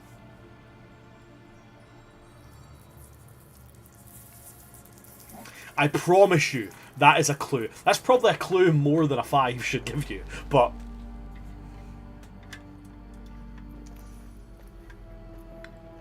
So no matter what he does, he can't see his reflection? I mean, the only thing I can think of is, like, what creatures don't have a reflection. I'm a vampire, Brand. You really buried the lead on that one. That's a crazy statement. You know, now that I realize it, it's like, I can see what you were doing. See, in my lore, you don't just have to be bitten by a vampire. If you kiss a vampire, even on the cheek, that's it. You turned. Joke's on you. Constantine didn't do any of that. He kissed Aurora's hand. He actually specifically avoided doing that. Damn my manners. Damn my gentlemanly ways. Yeah, I'm sure that hint will make a lot of sense once we figure it out. But Yeah. my 2 brain cells doesn't get that just yet. Yeah, I'll try. I guess I could try the disguise self. I don't think that's gonna do anything. I also don't really know like what the bounds of these riddles are. Like, since we haven't solved any yet, like I don't know if it's cast a spell or speak words out loud. I'm guessing each one's probably.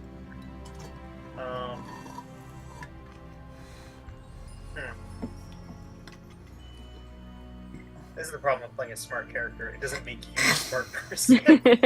I have the stupidest idea. I want to hear it. Let's hear it. Do it. You get a black blanket or a black cloak and you put it over yourself. And then all of the mirrors match.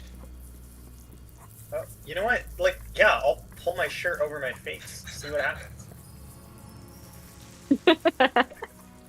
We just see like Constantine getting up to weird shit in that little corner of just trying everything. I knew it. I just had to hide in my shirt. Do I have to become a doppelganger in order to unlock this? The one I'm who just is gonna known say by like none. doppelganger out loud.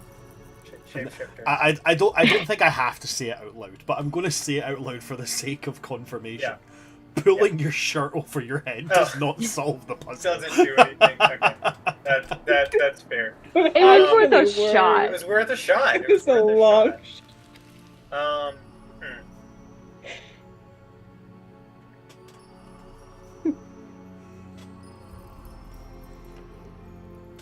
And we haven't solved any of these other ones. Can I just check another one to see if it's a similar format? Just so I have an idea of whether it's like, are all riddles, you know, to... Absolutely. Pick a number between 1 and 25 that isn't 16. 20. Okay.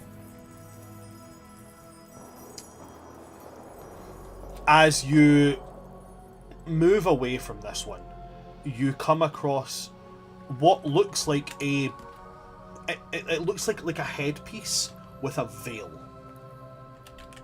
Again, just floating, rotating around.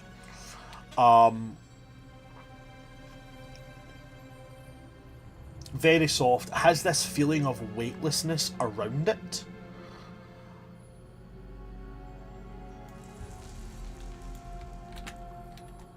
Just getting the exact same thing here.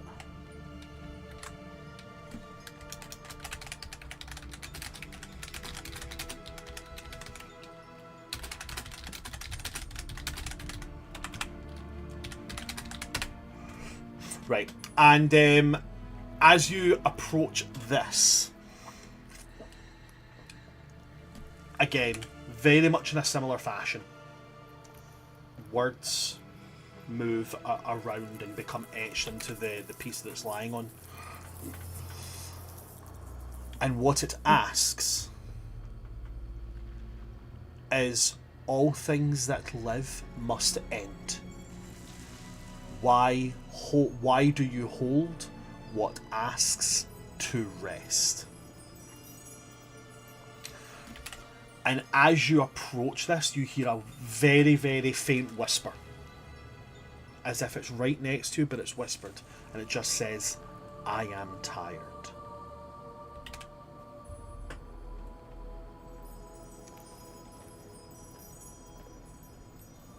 Does anyone have like an urn or something? This would be a great time for someone to reveal that they've been carrying their like parents' ashes with them this whole time.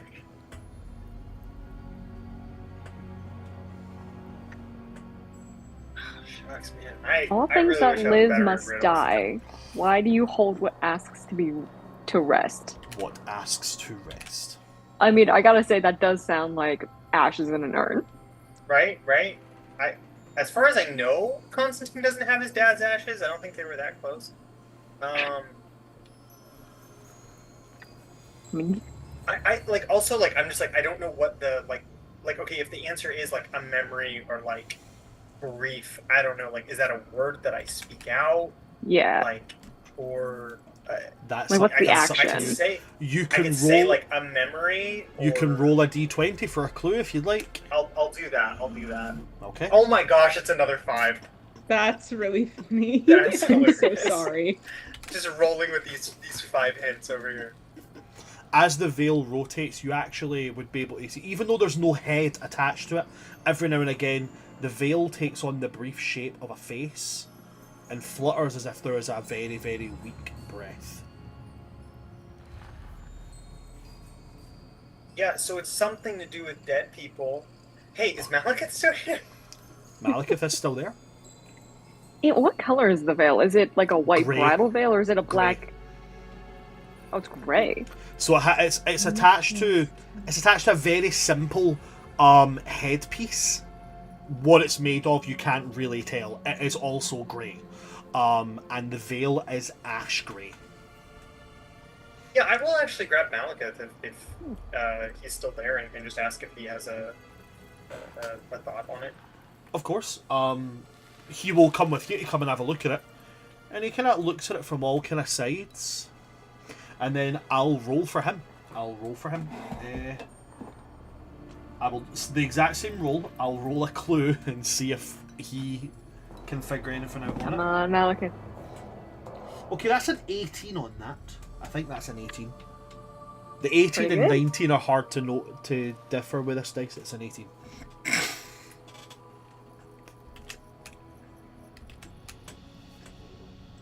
He looks at it and he thinks for a moment and says, one of the things that people got a lot of issues with is when their loved ones are close to the end. They got a lot of problems letting them go, you know? So my father, he tells people that at their last moment, the best thing to do is to tell them it's okay. Like, you can go, you can rest, kind of thing. So maybe it got something to do with letting go. Or something like that. Okay, I'll just like turn to the veil and say, what did I say?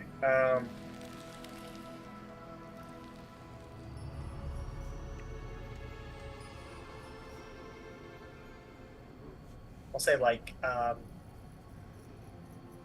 it's okay to leave. We'll remember you.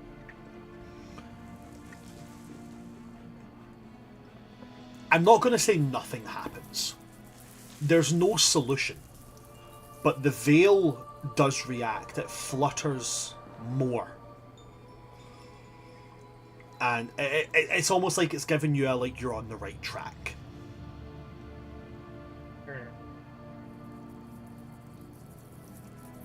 Can you Can I- touch can the I- veil? No, it's got a glass case on it. Okay. Not a very expert in funeral rites. Malekith, can you think of a way that you would I got no- fully let something go? I got no other insights than that. Maybe you gotta cast a spell on the thing, or I don't know. I would assume there's gotta be some kind of magical thing you do. It can't just be as simple every time as just saying a bunch of words, you know? That would make sense. Can I speak with the dead on it? You can. So you cast speak with. Oh wait, actually, no. No, you can't. Speak with dead requires a mouth. Dang it! I was so Wait. good. I'm gonna still have a mouth. Speak with dead and detect thoughts. Uh.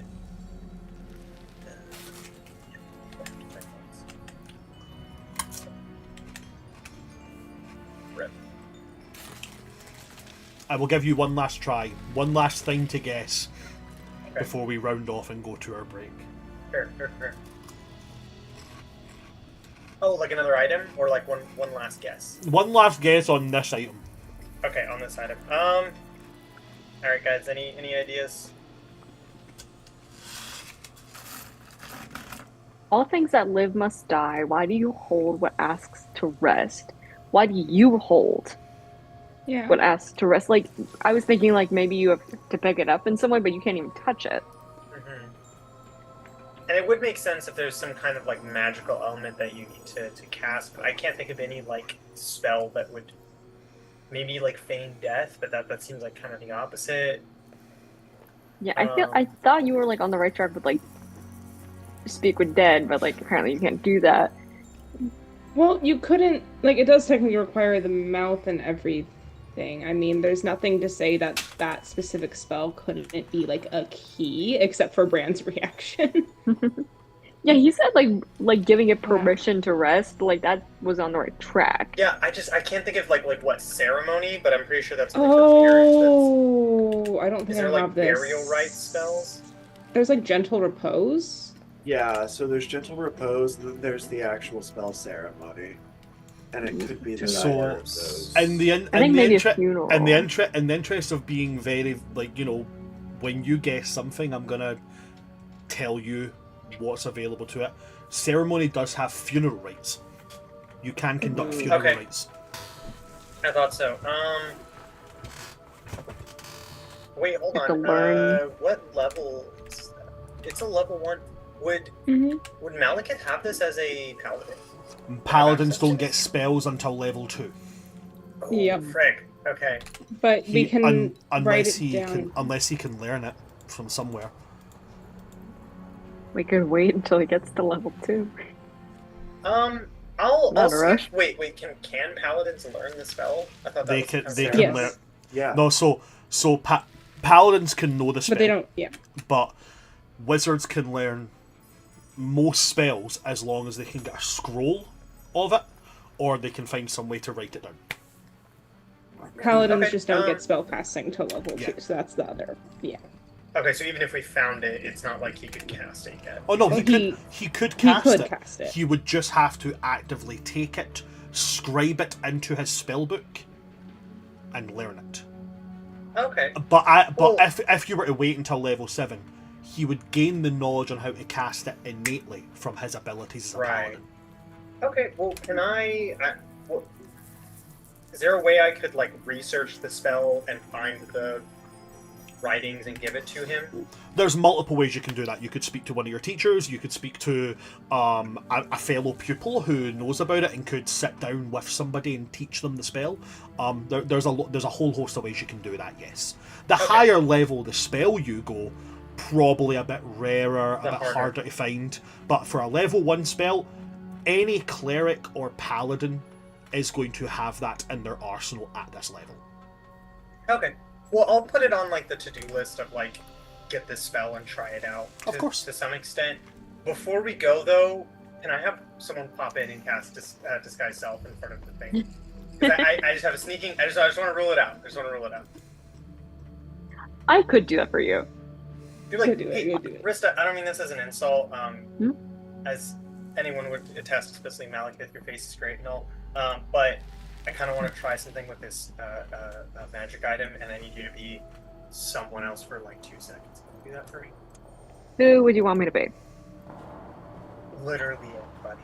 I think would be fine. Decisions. I'll turn myself into Luke Weeward. Why Okay. not? You turn yourself into Luke Weaveward. You stand in front of I this try to thing, imitate Constantine of like, am I getting this right? and nothing happens. Worth a shot. You got it. Now drop it.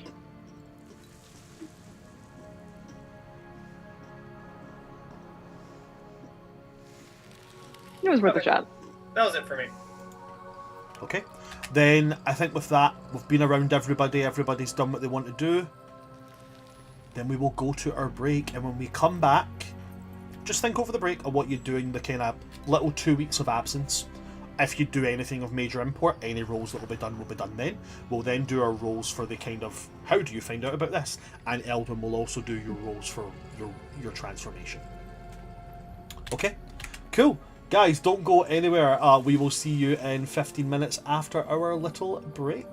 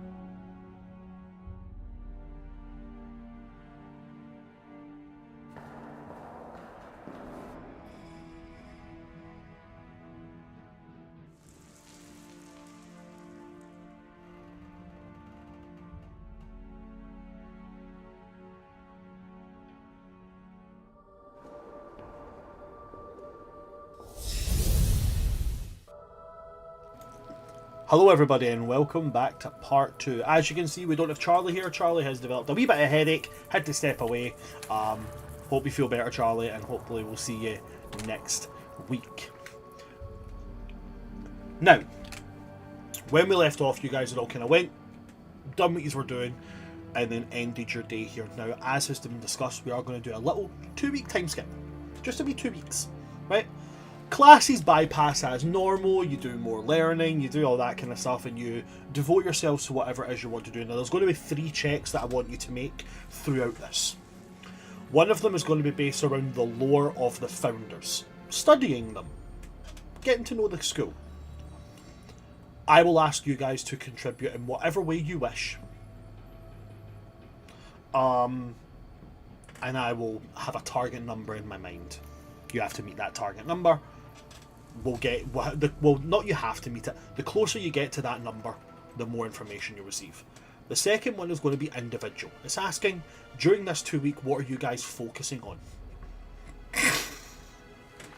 And then the last one that I want you to roll for me is going to be... It's going to be based on specifically the Blood and Bone Society. Is there anything within that you're wanting to focus on? At which point roles may be prompted, we may get little RP scenarios. But so first things first, for the study of finding out knowledge about the founders of the school, I would like everybody to choose any skill check, and as long as you can justify it to me as to why you're doing it, as to how it would help you make a decision, I'll allow it and allow you to roll it. So just to confirm, we're studying like the founders for the sake of choosing a house, right? Yes, so it could be maybe Achillea spends time meditating out in the forest because they're trying to become closer to nature. You could make that a nature check for leaning closer towards Stonehold. Maybe Rista has decided, nope, fuck magic, I want to hit people in the face with hammers. So they spend their time training, building up an athletic body. So they make an athletics check for leaning towards Infernagard. Like, you know, that kind of thing. As long as you can justify it to me as a way that they are looking into and understanding what these founders presented, I will allow you to roll it. I'll also ask you the question. There are 2 target numbers I have in my head. One would involve your other members of the society rolling as well with you. One involves just the party rolling. Would you like the higher or lower number? Wait, ask the question again? The higher or lower one of DC? these yeah, so it's not a DC.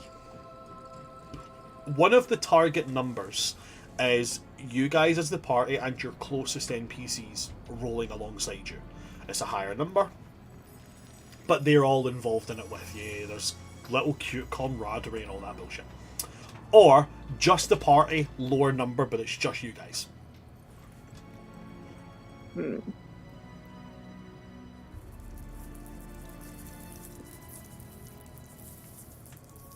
What would be the benefit of taking the higher number? We More get to do it people with roll, friends. more people rolling, higher average of getting a larger number. Yeah. I feel like with the houses, it's less of a Blood and Bone Society thing. That's very true. So maybe with the... So maybe go outside the group? They're just the party. Yeah, I think Okay. let's keep this one to the party. Just Okay. the party. Then, Achillea, what would you like to roll? I think Achillea's been doing a lot of... Achillea's been multi-classing recently. She's been really trying to she's trying to understand more of this intersection of these... of, like, the ideas behind her druidic powers and also sangromancy that she's been studying more recently and how it all kind of goes together. So I Sorry? feel like she'd probably be making an Arcana check, unless she's Arcana? playing around with. Oh no, this is. Oh wait, no, I have an idea. Hear me out. Okay. In a way of like combining the two, because she does want to go into the mutagen subclass for Blood Hunter. I mean, I still think it's Arcana, but like looking at how they intersect in that very particular way and using plants and the body together. Okay. And trying to figure out where that sits with her. So you could do two rolls with that. You could not Yeah. you make 2 rolls. 2 would fit. Yeah. Arcana would definitely fit because you're looking at something that is magical in nature. Yes. The other one that could fit there could be medicine.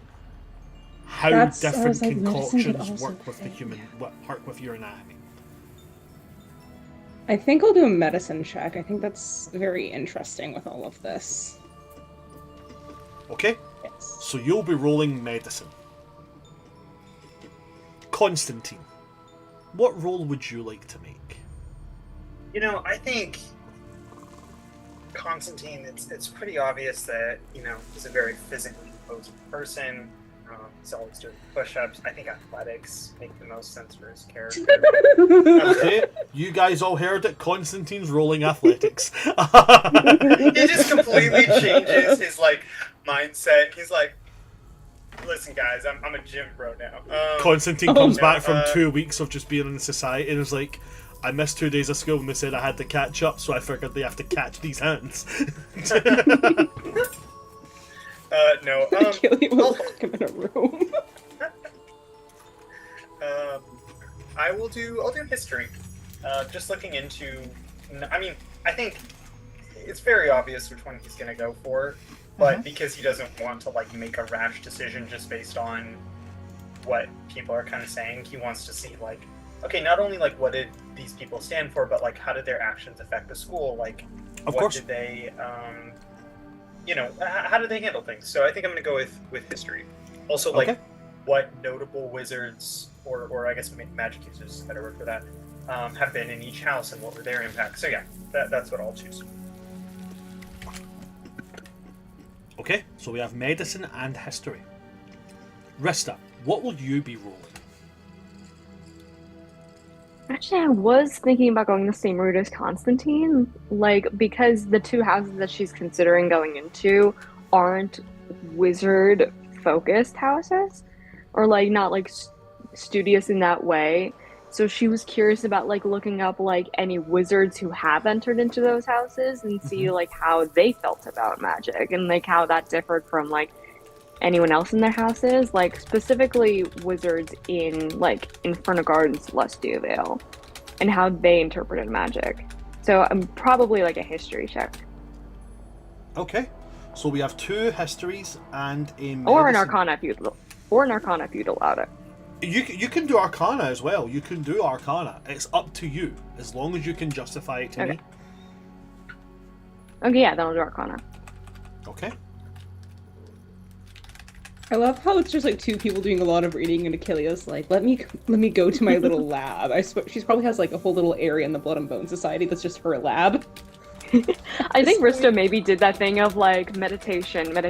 How does magic intuit to me? And then she like couldn't sit still for a while, and she was like, "Fuck this," and just went on to read some books.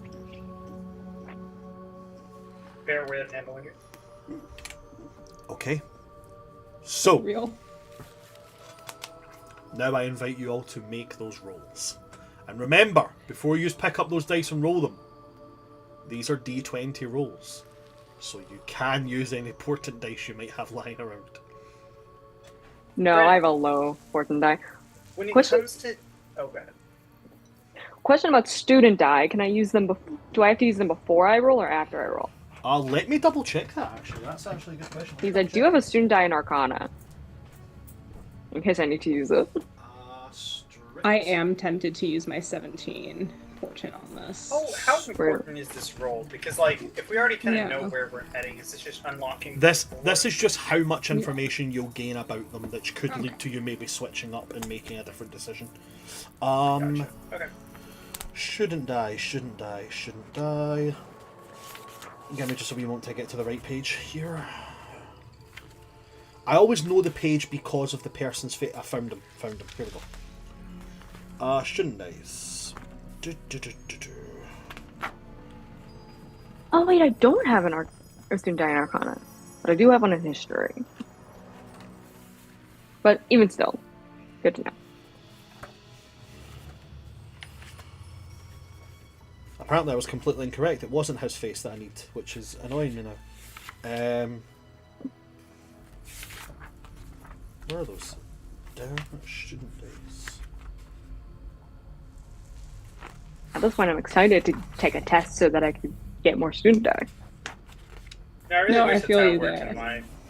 Like, oh, if I take this test, I'll actually be better at something and not just dead. Ah, here we That's go. the licensing exams. A student die gained Oh, from an yeah. exam is a d4 that the player can roll and add an ability check that the character makes, provided the check uses one of the 2 skills featured in the exam. The player can wait until after rolling the d20 before rolling the student die, but they must do so before they say whether the check succeeds or fails. So that doesn't really come into consideration here. You can just choose whether you want to roll it or not. Okay. Well, I read it wrong anyway. I had an Arcana student die last year, not this year. Okay, and as a reminder that But- you can use these once, and then you have to have a long rest before you can use them again. Unless Yes. they are, and at the end of your academic year, you lose any student die that you have earned from an exam. If you maintain your job or your extracurricular activity, you'll keep those ones. Right. I've only rolled 5s today, so I'm really hoping we break that.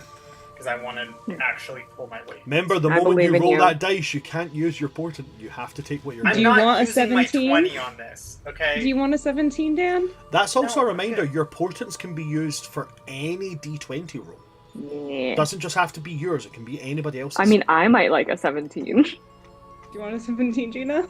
Are you Maybe. joking? That's so Who low. wants a Oh my god, that's 17? so bad. Well, you rolled That's it already. So Do you want a bad. 17? I'll take a 17 if you're offering. Yeah, take my 17. Oh, Lovely. Guys, I'm so sorry.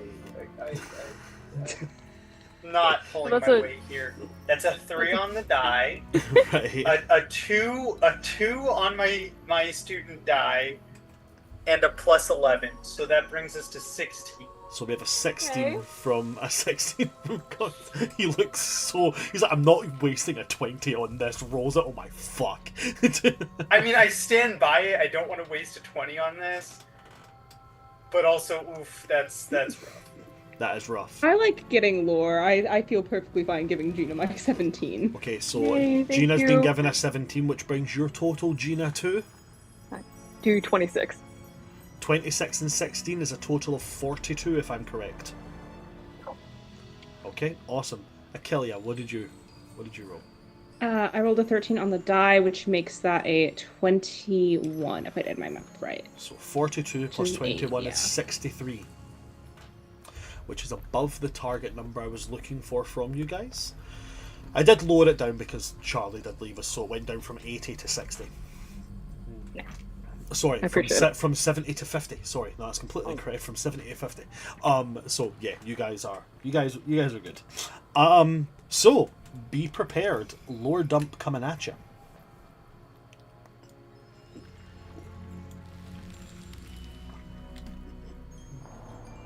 As you guys know, in the endless silver tides of the astral sea, where thought drifts as freely as starlight and forgotten gods leave echoes in the void, there exists this hidden demiplane, known only to a select few. Within it stands a place of study unlike any other. The Academy for the Study of the Arcane, Divine, Natural, and Occult. Commonly called the Academy. It's not marked on any maps, it's not reachable by conventional means, only those invited or those who know its hidden sigils may pass through those wards. But long before the Academy existed, 5 practitioners of wildly different magical traditions travelled together across many worlds. Though they disagreed on nearly everything about magic, their arguments forged a shared realization. No single path holds the whole truth.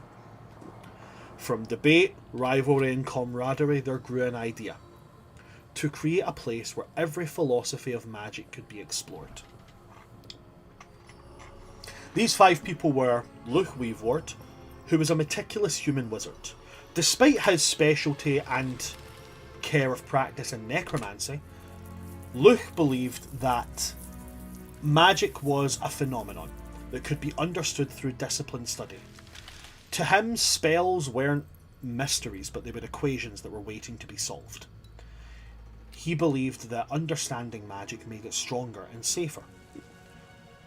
Where the mind thrives, understanding empowers. There was his sister, Morgana Hextiabrim, who was a fairly cunning human witch. Morgana believed that magic flowed through your ancestry, your heritage, forgotten lineages, places of significant cultural and heritage line. She practiced rites older than most current kingdoms, and she maintained that every practitioner of magic carried dormant power within their past. To Morgana, the key to magic lay in remembering what had been lost. The past is power, and it ne'er deceives. Then you had Wilhelmina Celestiaville, who was a devoted human cleric, particularly to the arts of healing and the practice of emboldening life. Wilhelmina argued that magic ultimately flowed from something greater: gods, cosmic patrons, divine forces, whether for good or ill. Power, she believed, was entrusted, not owned. That power is given and can be taken. Then there was Ragnaral Infernigard, who was a formidable tiefling paladin. Ragnaral rejected the idea that magic belonged solely to scholars or priests, or was given with any stringent rules of being barred from access to it. To him, magic was the strength of will made manifest through the body. He believed that power came from discipline, conviction, and action. He believed that power is in you, just waiting to be found. And then you have Clover Stonehold, a serene Firbolg druid. Clover held a view older than civilization itself, and that is that magic wasn't owned or granted or entrusted, but it was borrowed from the living world around you. The winds, roots, rivers, stars, all of them carry power. All you had to do is listen. Stop, breathe, and feel the power around you. The 5 founders eventually realised their dream couldn't survive in any ordinary world. On one world, kingdoms feared magic that they couldn't control. On another world, churches condemned magic that wasn't granted by their god. And on other worlds, wizards hoarded knowledge, not wanting to share it. So they worked together to create something unprecedented. They combined their philosophies and they performed a ritual that is rumoured to have lasted 13 days and 13 nights within the Astral Sea. The spell blended arcane formula, ancestral rite, divine invocation, martial will, and primal communion, and they create a demiplane of learning. Every one of them contributed to this demiplane. The mind shaped its libraries and shaped its halls of study. The blood wove protective wards into its boundaries. The soul consecrated the plane so that divine and occult magics could flow freely. The body fortified its defences against extraplanar threats, and nature gave life to its burgeoning forests, flowing rivers, and transcendent skies. Together, they forged the Academy. They decided on one absolute rule. The Academy must never become a weapon. And to ensure this, Morgana and Luke came together and created powerful astral wards.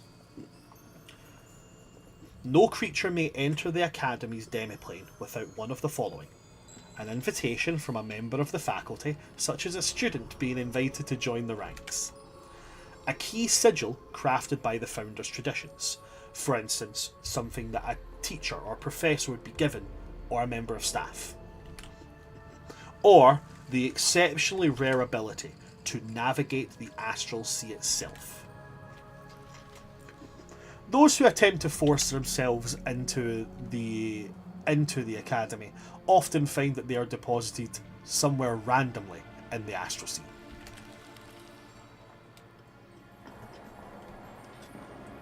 Millennia has passed since that day, since the founders first shaped that demiplane. The Academy now contains vast arcane archives, divine sanctums, primal wilds, occult vaults, and arenas where people can practice magic in competitive and fun, and slightly safe, sports. Students from countless worlds study there, often representing wildly different traditions. And though debates among the faculty and the students can last for days or even weeks, the Academy still stands upon the same principle its founders discovered long ago. Magic is not just one path. It is many. This is the origin of the Academy and what each of its founders contributed towards it.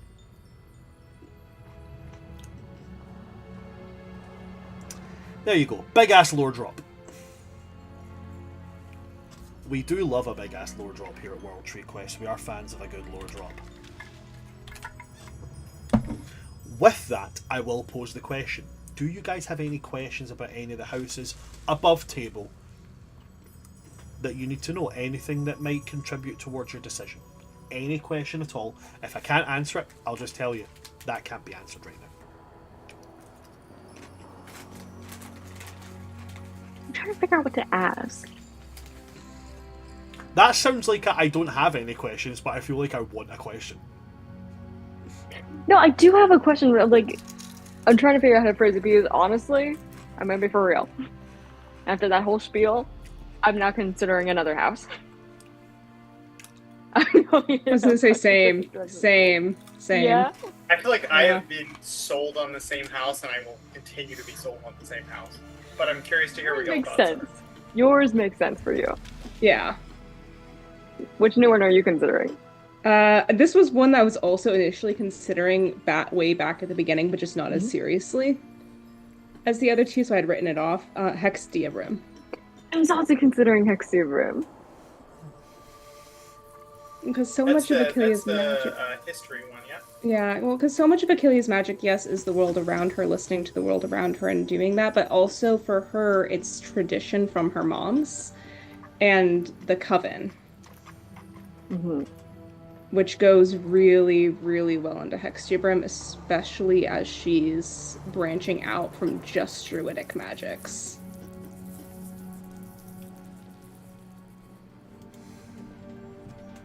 But maybe I'm being a little too rash about Hextubrim because of what Rista's just learned about her own history and the whole idea of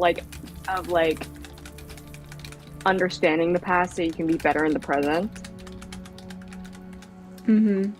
Is kind of speaking to her, but maybe that's just a rash decision because that just happened. You can't have character growth that fast. Well, or maybe you can. You can come to realizations about yourself pretty quickly and want to explore it more. Yeah. What ideal does Rista want to hold for herself when it comes to practicing magic? That's the problem. I feel like when she came to the academy, she probably would have just gone for like Celestial. But she's gone through a lot of character growth. And I think she sees herself differently and her magic differently. I do have a question about Inferno Guard. It keeps getting described as like the I punch real good house. And that's not Rista at all. She likes the idea of like the power doesn't come from magic, or like magic makes you more powerful, but real power resides in you. It's the idea that anybody who has to rely purely on magic is not truly powerful. Yeah. I know nothing about this as a piece of media, but it just reminds me of the manga series like Magic and Muscles. I don't know anything about it. I just check it into the library, and that's what it reminds me of.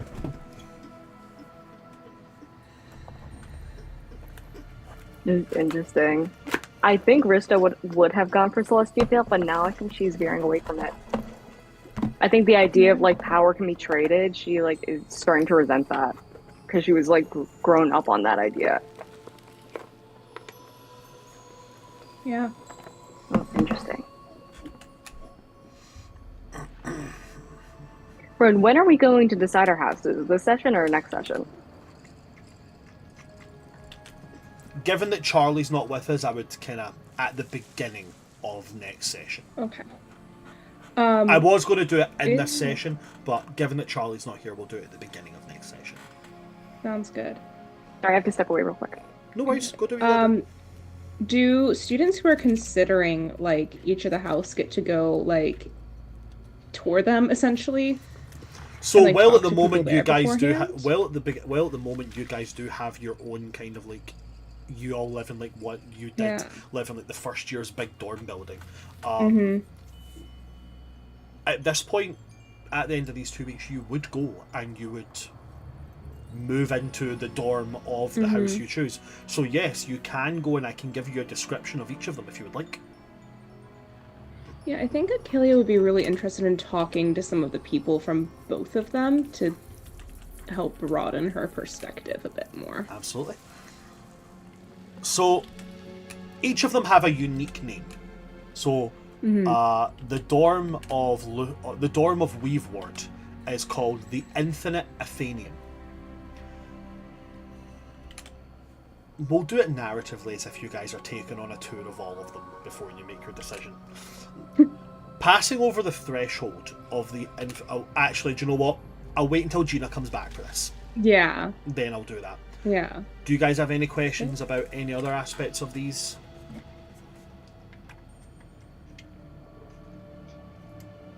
Which one's the evil house for all the emo kids? Yeah. I mean, I think it's only fair if you put all of the problematic characters in one. And it really makes for more compelling storytelling because then you don't have to worry about things like gray morality. You can just say, oh, they're part of that house. They're bad. I feel like that's the best way to go about things. Well, in the nicest way to answer that, Dan, that would be considered cruel to do that to any aspect of a teenager, whether they are 12 or whether they're 19 years old. That would in fact be fucked up to say, this is the house where the good guys go, and here's the house with all the racists. That would be a horrible thing to immediately put upon a child coming into a collegiate atmosphere. So I don't have one of those, Dan. Oh, that's, you know what? Now that you explain it that way, that's good to hear, and I think it would take a psychopath to do it any other way. It's almost like if you were to put some people in that place and also to directly base the founder of such a place off of, oh, let's pluck a culture that has been used just out of thin air off of an Irish person and then utilise the colours of the Irish flag for their colours. It's almost like that could be seen as targeting, right? But anyway, it's not. I wonder who could have done that. But no, Dan, we don't have a place. Happened. We don't have a place where the bad kids go. We have houses where people go, and if they turn out bad, they're just bad. There's nothing to. They were bad to begin with. I have a really silly follow-up question that is a complete tone change. Okay. Do it. When they if students go on like that little tour before picking everything, is it kind of structured like a sorority or fraternity rush? No, it's like an active school tour. Yeah. Okay. So while you were away, Gina, Ren did bring up, you know, these we would move into house dorms. Do we know what they look like? So I said, do you know what? Let's do that kind of narratively. We'll do it like, you know, after week 1, you guys are taking on a tour of these. So you can get a bit of a description and you can make your choice. So as I was describing before, the Weaveward dorm is called the Infinite Athenium, When you pass through the threshold of the infinite Athenium, you immediately lose sense of any scale of size. Shelves rise impossibly high, vanishing into a darkness that isn't an absence of light, it's an absence of limit. Others stretch sideways, bending at weird angles that defy space, intersecting with themselves and continuing on regardless. Books drift freely between them as if books were in fact birds. Opening and closing of their own accord, pages turning in silent thought.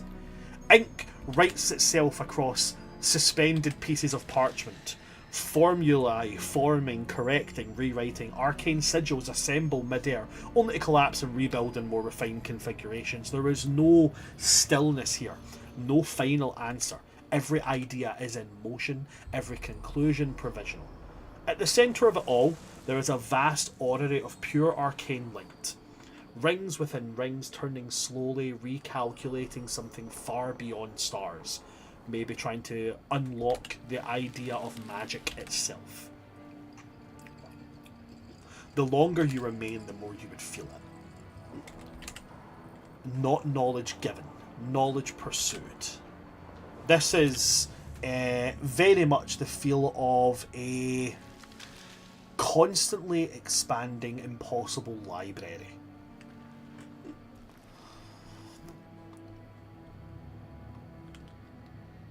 I'm not going to give you this piece of information until you choose the house you're in. But I will tell you this. Being part of a house does give you an additional trait. Fun. Right? I like this. In what way? I like being in the library. This is so you, Constantine. A trait as in, like, you know, for talking's sake, pluck something out of thin air that isn't actually anything to do with them. Once per day, you can turn a critical hit, so it's like, and you can turn a critical hit into a normal. it's like a feature. Yes, an additional feature. Okay. Okay.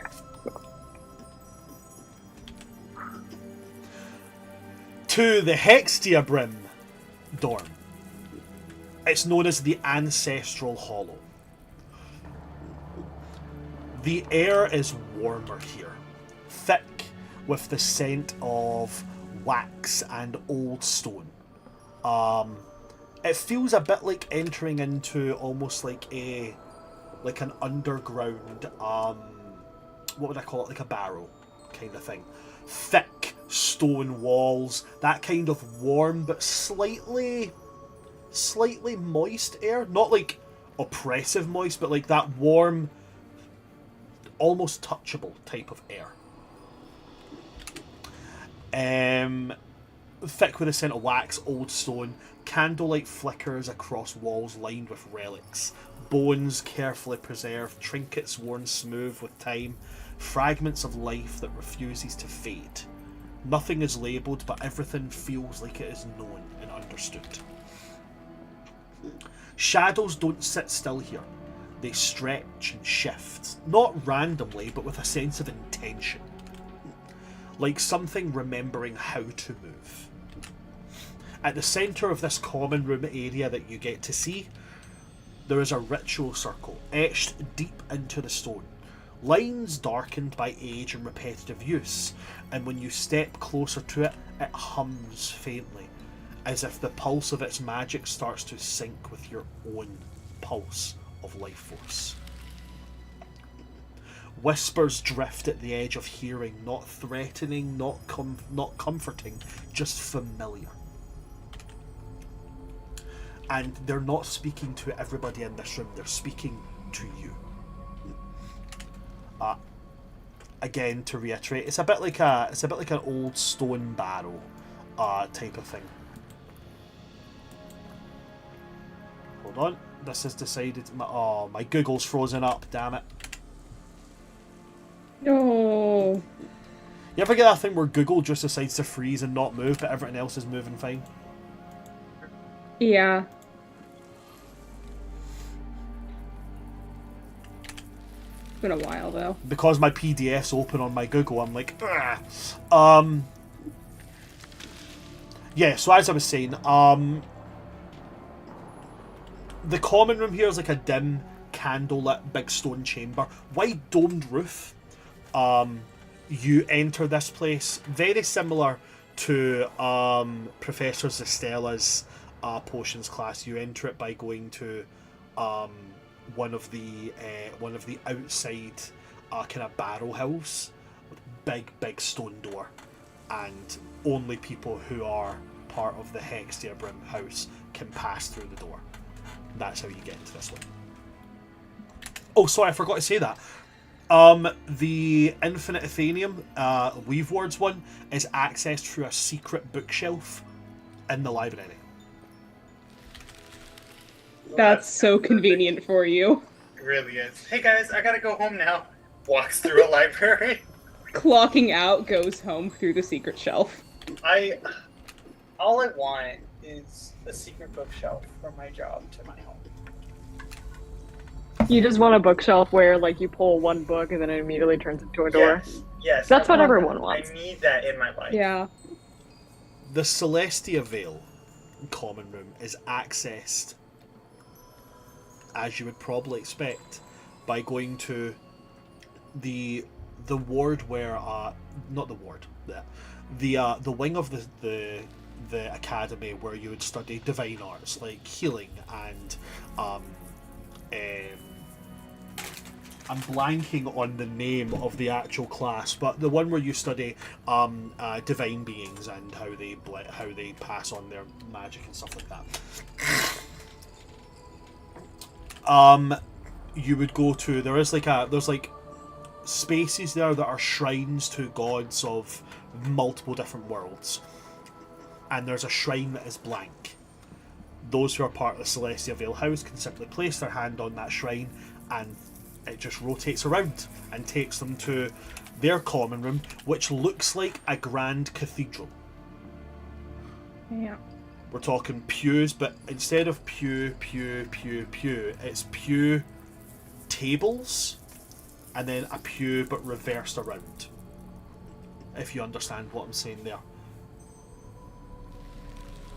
There is stained glass windows showing different things every single day, and they do have light coming through them, but the light doesn't seem to be coming from anywhere. It just seems to be an effect.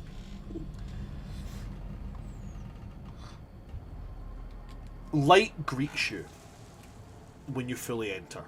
Not harsh, not blinding. Gentle, constant, absolute. Like I said, very cathedral-esque, but built of white stone veined with gold. Every surface is softly radiant. It's very bright in here. Above, the ceiling is not a ceiling at all, but a living, vibrant sky. At night, stars shift slowly, constellations form and dissolve, symbols of countless faiths, appearing and fading in quiet reverence. There are no altars claiming dominance, no single presence that demands attention. Instead, there is space. Space that is open, space that is private. A place for prayer, for reflection, for connection. At the centre of this, where you would usually expect to find like a podium where a priest or a preacher or a minister of some kind would stand, there is not. There is a raised dais which leads to a pool of light in the floor. Not liquid, not energy, just light. Something that as you draw near, you would see shapes ripple across its surface, but you do not make those ripples. You can place your hand through it, but it does nothing to disturb it. You gain the sense that you're not alone here, but neither are you controlled.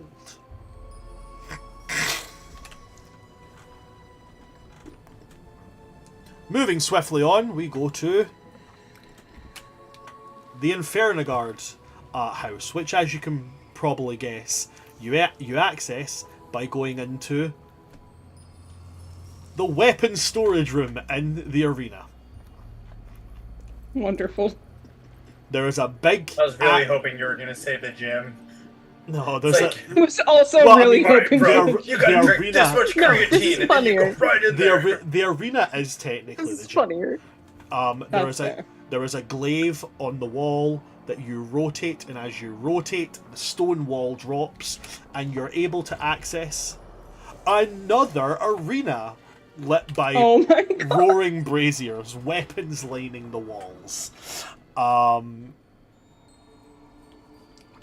Heat sound is what you're immediately hit by. Air thick with the scent of iron and ash, lit by braziers that burn with unwavering intensity. This arena like chamber is vast. Its stone floor is scarred by impact, etched with the history of countless trials. Weapons line the walls, although none are required inside here. The space itself shifts. Sections of the ground rise and fall, reforming into obstacles, platforms, arenas within arenas. There is no instruction here, no quiet study. This is a place of challenge. This is a place of action. Every movement feels heavier, more deliberate, every breath sharper. This is not a place where people sit and learn what they can do. This is a place where people stand and prove what they will do.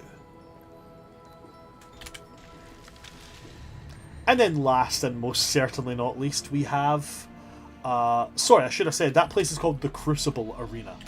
And then we have the last one, which you get to by doing something you're not allowed to do in first year.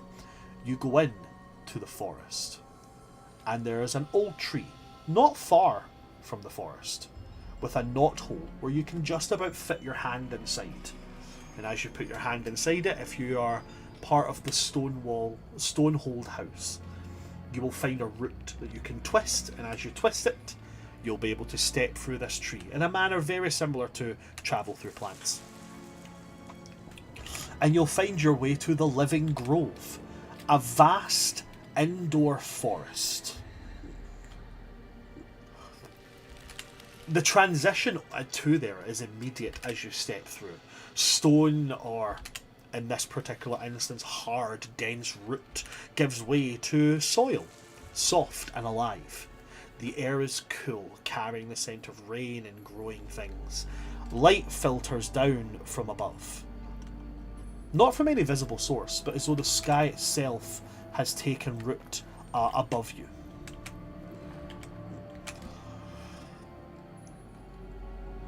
Trees rise, tall and ancient, branches stretching wide, leaves shifting gently, though no wind is felt. There are walking bridges between each of these trees and platforms higher up in them. A narrow stream winds its way through this grove common room. Its sound is quiet, steady, and grounding. There's no arrangement here, there's no controlled being here. But within that, nothing feels out of place. And then you would all start to feel it. A rhythm, a pulse. Not a pulse that tries to match yours like you felt in Hextia Brim, rather one that invites you to match it. A slow and steady pulse of life all around you. Not asking for anything, not offering anything in return. Just existing and waiting for you to notice. So that's what all the common rooms are. Your dorms follow very much the same rules. There will be a door somewhere located within this place that you can go through, and it takes you to your dorm room. Your dorm room looks like what you want it to look like.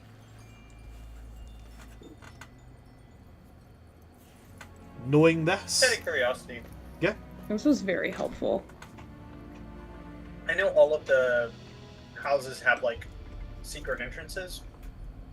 How secret are they to people who don't go there? I mean, I assume, like, Constantine has probably noticed, there's a lot of people just walking into the library going to that very specific bookshelf. So at this point, you probably know the locations to the founders' houses and common rooms, but you can't access them unless you are a member of that house. Like, you can know where the Stonehold entrance is. You can walk up to that tree and you can put your hand inside that knothole, but you will not feel that root. That makes sense. Okay. I figured it was as much, but I just wanted to check.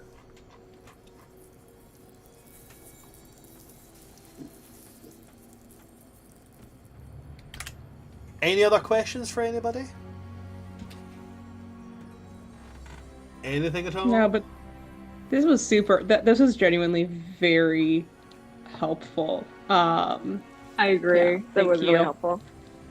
I'm so glad. Okay. Then with that, I will ask you guys. You don't have to tell me just now, but I will ask you. Have you decided what house that you're going to join? I think so. I think so too. Okay. You know, Dan knows. I'm just really like invested in what everyone else chooses at this point because like I can see how different aspects of everyone's personality could fit into different houses. So I'm also on the edge of my seat, just not for me.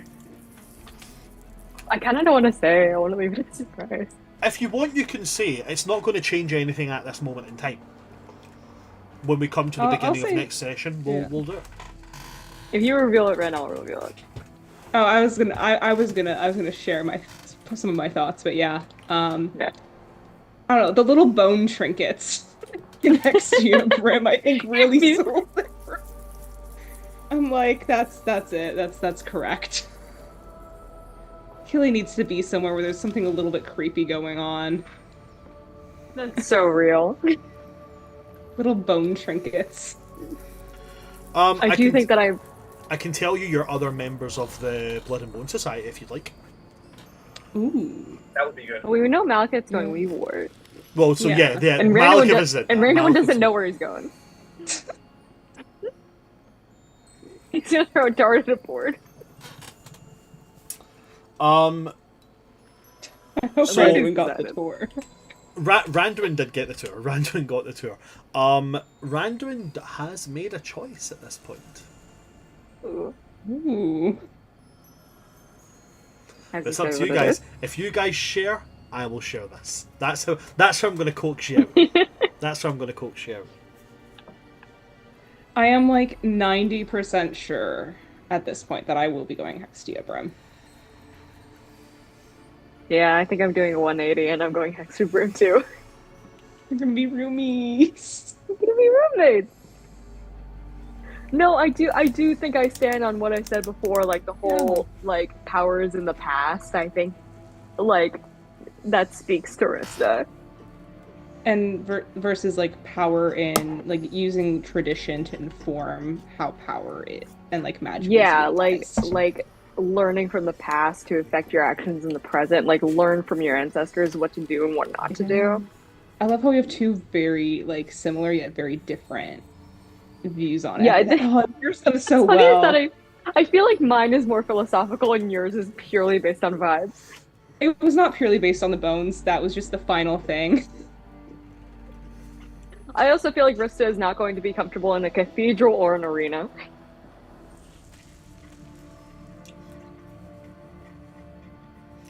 So what's Randuin? Yeah, what's right? So, Randuin eventually settles on Infernagard. That makes I sense. could see that. That's where I coming. thought he was gonna go. was He expecting doesn't that. like the he eventually judged it. He doesn't like the idea of he likes the idea of like being like his dad. Like Faulkner is a paladin, but he's also a rogue, and Faulkner built his entire being, his entire self as a captain before he had levels in paladin. He was already one of the most successful pirate captains on the Nine Bodies, which is the Atumen version of the Seven Seas. He was already feared, loved, and respected before he went to the Locker, which is where he gained his paladin levels. All it did was enhance who he was. So Randuin likes that. Randuin would absolutely stick with the idea of, yeah, I can have magic, but magic can be something that benefits me and bolsters me, not that creates and defines me. So he went with them. Malekith, obviously, he went to Weaveward. Like he was, they went to Weaveward first on the tour, and he went, "I'm just gonna stay here." Cool, awesome. Catch you guys later. Kalidin. You just ditched the tour. Kalidin what's Kalidin? Kalidin went Hextia Brim. Oh my Ooh. god, it's gonna be the three of us having a little Yeah. party. Or the two of us having a little party and us dragging either dragging We'll Kalidin put a along. little party hat on him. Okay. But you know what's so cute about all of this? Like last session, the session before, we had such an emotional conversation about how different we are, and now we're landing in the same house. Because they're so they're They're foils. kindred They're spirits. foils. Yeah. So, with that being done, moving on to the next part. This may prompt a dice roll, it may not. Over the course of the 2 weeks, what are you guys doing? What are you doing for yourselves? I'm not talking about Blood and Bone Society stuff. That's the next part we'll do. But just in general, what are you guys doing for yourselves?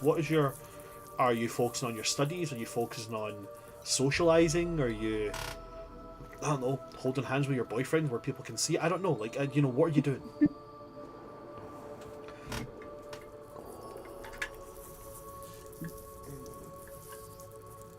I mean, Rista's always socializing.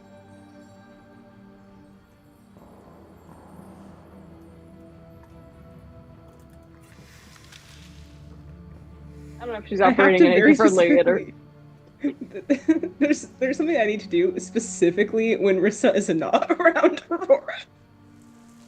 Oh my god. What are you getting up to? Achilles. I have a hat that gives me 3 rats a day. God. I mean, you know what? That is a good point. I feel like I should have a conversation with Aurora at some point. What's that conversation revolving around? Like, what happened to you during the summer? I will say this. Like, is she avoiding me, or is she still operating like we're besties? Not at all. You can straight up ask her if you want. Yeah. Yeah, I think we're in class one day, and I'm like, so, I don't want to ask because I don't know if it would be rude. You Stop me if I'm saying something. You want to know about the parasol and the Well, it's lovely, but it's also, you didn't have that last year. over the summer, my father proposed to me and my brother about be finalizing our step towards that bloodline. Mm. I accepted. Lucian did not. Why did he decline? He wishes to remain close to our mother. Our mother is No. mortal. Was mortal. I see. Well, this is all worked out for the best. I've never felt so good. I'm happy for you. Thank you. You know, the having to Wait. drink blood has become like a bit of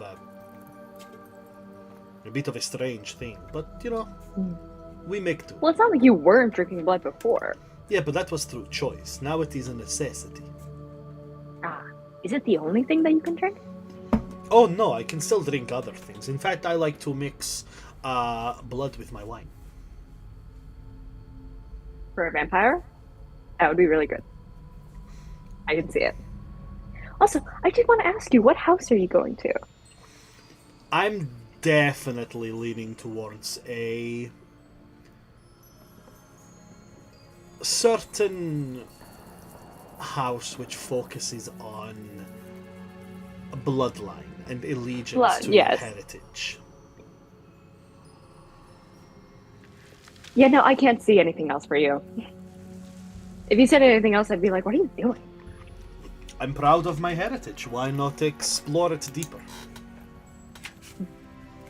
Some of us are proud of where we come from and don't mind exploring it deeper. And she's going to give a really scathing glance to her brother.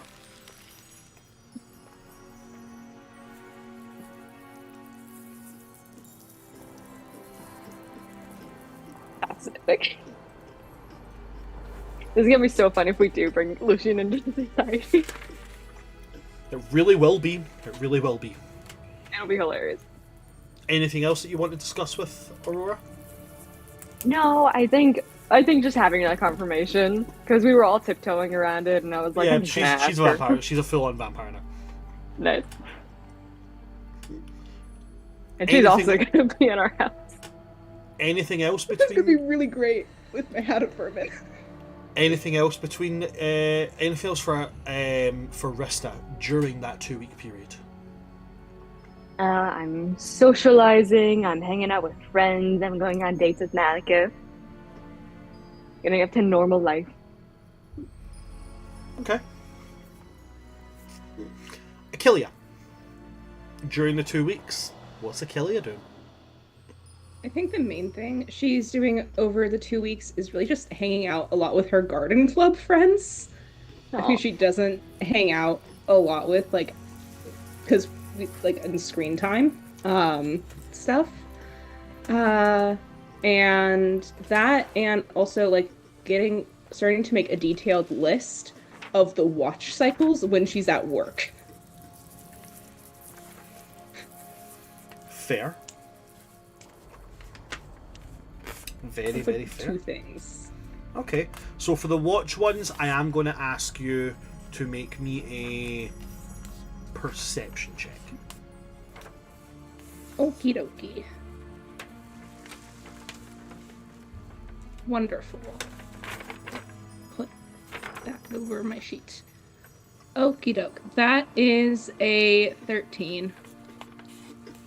Okay, the watches seem to be quite random, as if they change on the spot with next to no communication.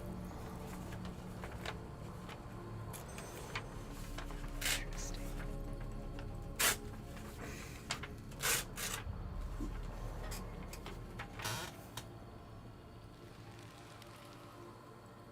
Anything else for you, Very Achillia? interesting. Yeah, no, other than just I'm not going to chilling make with you the- roll for socializing with your garden friends, so don't worry about that. Just socializing with the garden friends. I think on occasion I think once a day she's practicing summoning rats from the hat of vermin. And then practicing and casting animal friendship on them through the ring of animal influence. And having them just like be her friends for a little bit as well, for fun. Can I ask, is it just rats? Any vermin? It can be any vermin, but right now she's doing rats. Anything that is considered vermin, which is why I said you can pull raccoons out of it. I'd also like to point something out. I'd also like to point out something that in some places capybaras are considered vermin. Yeah, in some places iguanas are considered vermin. What's your point? Cool, And some- fucking pigeons. Pigeon, iguana, capybara. I was gonna say my beloved pigeons. She might experiment a little bit and summon like a pigeon or a toad another time during that day. Theoretically, you can summon anything. Yeah. She's just I having will fun with say it. it has to be able to fit within the small bracket, okay? Fine. Yeah, Minimum. yeah. Minimum. Tiny to small. If you turn around and say to me, well, in Australia, saltwater crocodiles are considered vermin. Like, I Well, may you know, have in a bit of an issue. Australia, kangaroos are in fact considered vermin. I'm not summoning a kangaroo. That's why I was about to say, bad idea. not a kangaroo. Yeah. Okay. And then, last and most certainly not least, Constantine, what are you doing in these 2 weeks? So you said like personal, which, and I know you were going to go on to like Blood and Bone Society stuff after that. For Constantine, those two are pretty much the same. Yeah. There really isn't a ton that he's doing right now that is like, oh, I'm just doing this for shits and giggles because I really enjoy it. I mean, to be fair, he does enjoy studying and going through all the Blood and Bone Society stuff, but it's like this balance of, or maybe not balance, I don't know, maybe it's unhealthy, of You have no work-life balance. no, You do I not. have work is my life is my work. It's fine. Probably worth exploring at some point. So it'll basically be divided between studying the tomes, but mostly like very specifically looking into the magic pillars, how they were constructed, and how to construct another one. And then also because he's not completely shut in the whole time, he is also socializing. He at least tells himself this is mostly for finding a new member, so he's talking with people that he already knows, a few people that he doesn't know, and it's gotten surprisingly easier now that he is immune to fear. It doesn't make him not socially awkward, but it does make him not, anxious to the point of getting panic attacks. So You don't shy away from conversation now. not as much. It's not necessarily something I'm like, oh, buddy, I love this, but it's definitely not like, oh, I'm like, actively afraid of it Yeah. either. Also, I love the fact that you are kind of like tricking yourself into having friends. Oh, yeah, It's no, like I we're mean, looking like, for a new member. That's all it's for. well, yeah, I mean, at some point, like, I don't think Constantine thinks of himself as a very sociable person, and so, like, he does need, like, as Dan knows he needs friends. Constantine doesn't like. Okay. With that being the case, another thing to remember: if any of you guys have jobs, Yes. did any of you change jobs, or did you stay within your particular job that you had from first year? I took up a new job. I Okay. did not have a job first year. So you'll gain 10 gold, 5 gold for each week that Wonderful. you work. Constantine, do you have a job? Yes. And I kept the same one. So you will gain Sorry. 20 gold as you've moved up in position. You get 10 gold at the end of each week. Oh, yeah. And Rista, you don't need a job because you're rich. I don't work. You don't work. And on top of that, coming into second year, as this is the first time we've really shifted major times, coming into second year, if you do have a noble family, or if you have family of means, you will gain a bursary. This is something that actually happens in the UK, and therefore I decided I'm implementing it. So in Scotland, if you have a certain, thing that you're doing in college, they understand that sometimes full-time study, you can't do a full-time job with it, so you get paid to go to college. So that's what I'm implementing here. Every student, at the end of every week, regardless of job or regardless of parentage, will get 30 gold. So everybody will collectively get 60 gold. Okay? Every week in school that passes, you'll get 30 gold. Okay? This will at some point be used to buy books and all that kind of shit, but this is why you get it. Actually insane. Rista, would your parents send you money? Yeah. Yeah? Yeah, they definitely would. Okay. I've already decided on an amount, by the way. So, Rista, as you come from a place of nobility, a noble amount, the limit they're allowed to send is going to be 40 gold per week, which means you will get 80 gold. Okay. Okay? But this is where you have a choice. If you take that, you do not get access to the 30 gold that is given every week. Oh. You don't get... No, you can't have both. Stop being greedy. Okay? Bursaries exist for students who Me? don't have rich Rista parents. greedy? No. Bursaries exist for students who don't have rich parents. I mean, the rich parents pay more. That's So I why would go there's a with my rich cap. parents. That's why there's a cap. Okay, Yeah. cool. These decisions will absolutely come back to bite you in the ass in later years. But anyway, They so... will. Yeah. I guess that's actually a question I should ask. Hmm. Constantine, are your parents of means that they could send 40 gold per week? My parents are dead. So what you're telling me is no. Like, buddy, Are your I parents of sold... memes? No, they're both dead. I sold my father's business that he lived his whole life to pay to get here. So no. Okay, cool. So you get the bursary. Achelia, are your parents of a means that they could send 40 gold per week? They are So people my of means. parents don't believe in money. Okay, so no. However, You can just stop there. they could I probably wish send me Eldwin things was that are here. worth up to 40 gold per week, and that I could like barter it around. But they don't believe in money, so So you're getting I 30 like to gold think per of it- week is what I mean. I like to think of it as less of, it's not that they like don't agree with the concept of money, like they take a moral issue. No, they physically believe that it does not exist. And like there's no way there could be a universal currency. I cannot believe this. We're sending you squirrels. That is how you will partner. We've sent you squirrels, a Sending you tuna acorns, We've that sent you gold, they're squirrels, way a more tuna valuable. casserole, 5 acorns, and a foghorn. Like, do what you want. And All of which really are way more smooth valuable rock. than gold. Genuinely, this is probably something she's gotten in the mail before. Maybe not the tuna casserole, but Oh, So- I wish Charlie was here. What's so bad I want to hear what else. So, Charlie, so Eldwin, I believe, would get the stipend from home because he'd be paid by his organization. He'd be paid by Yeah. the Order of the Axe and Flame. So mm-hmm. he'll probably get the 40 a week. Okay, awesome, fantastic. Now that we've done that, it comes to Blood and Bone Society stuff. Oh. Is there anything you guys want to do within the Blood and Bone Society? Due to timing, I will give you one thing. You can Damn do it. one I had thing. several things that I wanted to do. As lot like okay, if they're not too time consuming, Okay.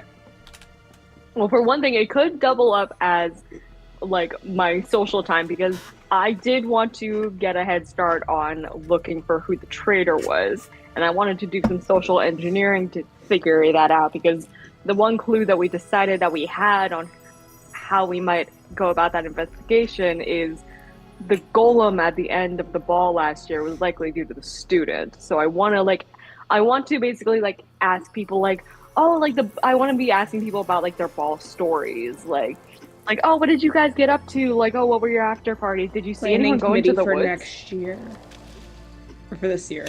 okay. Planning So yeah. most people give you the same generic stories. Okay. Yeah, I Dads, imagine I'm gonna have to sift through a lot of these. They made out in alcoves with their partners that they went with, that kind of stuff.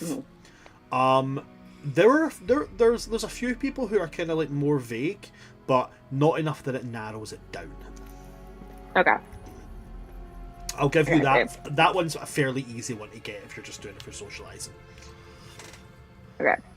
And if you allow me to do one other thing, I do want to start diving into chronergy magic. Okay, so I'm within doing specifically in the Forbidden Realm, like studying in the society. I would actually like Yes. probably ask Constantine to assist me, like, hey, that one cantrip that you already learned, can you show me how to do it? Like, kind of thing. Okay. So in that case, with Constantine's help, and with the particular study, number one I'm going to ask you to do is investigation on chronergy. Okay. And as with the last ones, investigation at this, if you are successful, it gets you a bit of history behind it. Lovely. That one.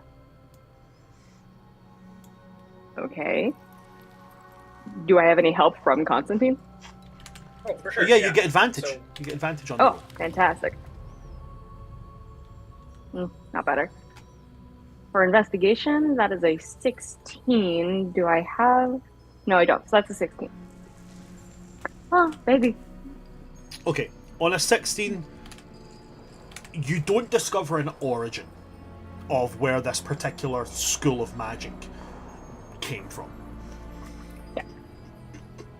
You gain that there is an understanding within certain worlds that certain aspects of the study of time magic are allowed and permitted, but it's never delving into a timeline. It is something that happened briefly, correcting it or altering it slightly.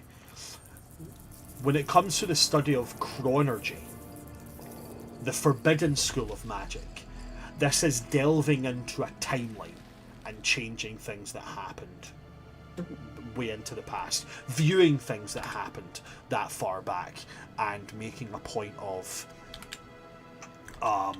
changing outcomes that have already been decided, changing concrete moments in time.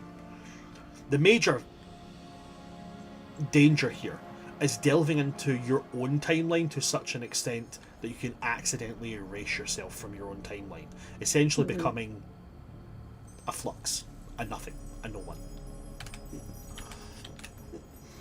Don't pull a Rose Tyler trying to talk to her dad. Definitely don't pull a Rose Tyler trying to talk to her dad. I'm not gonna grandfather paradox myself. Don't do it. It's bad.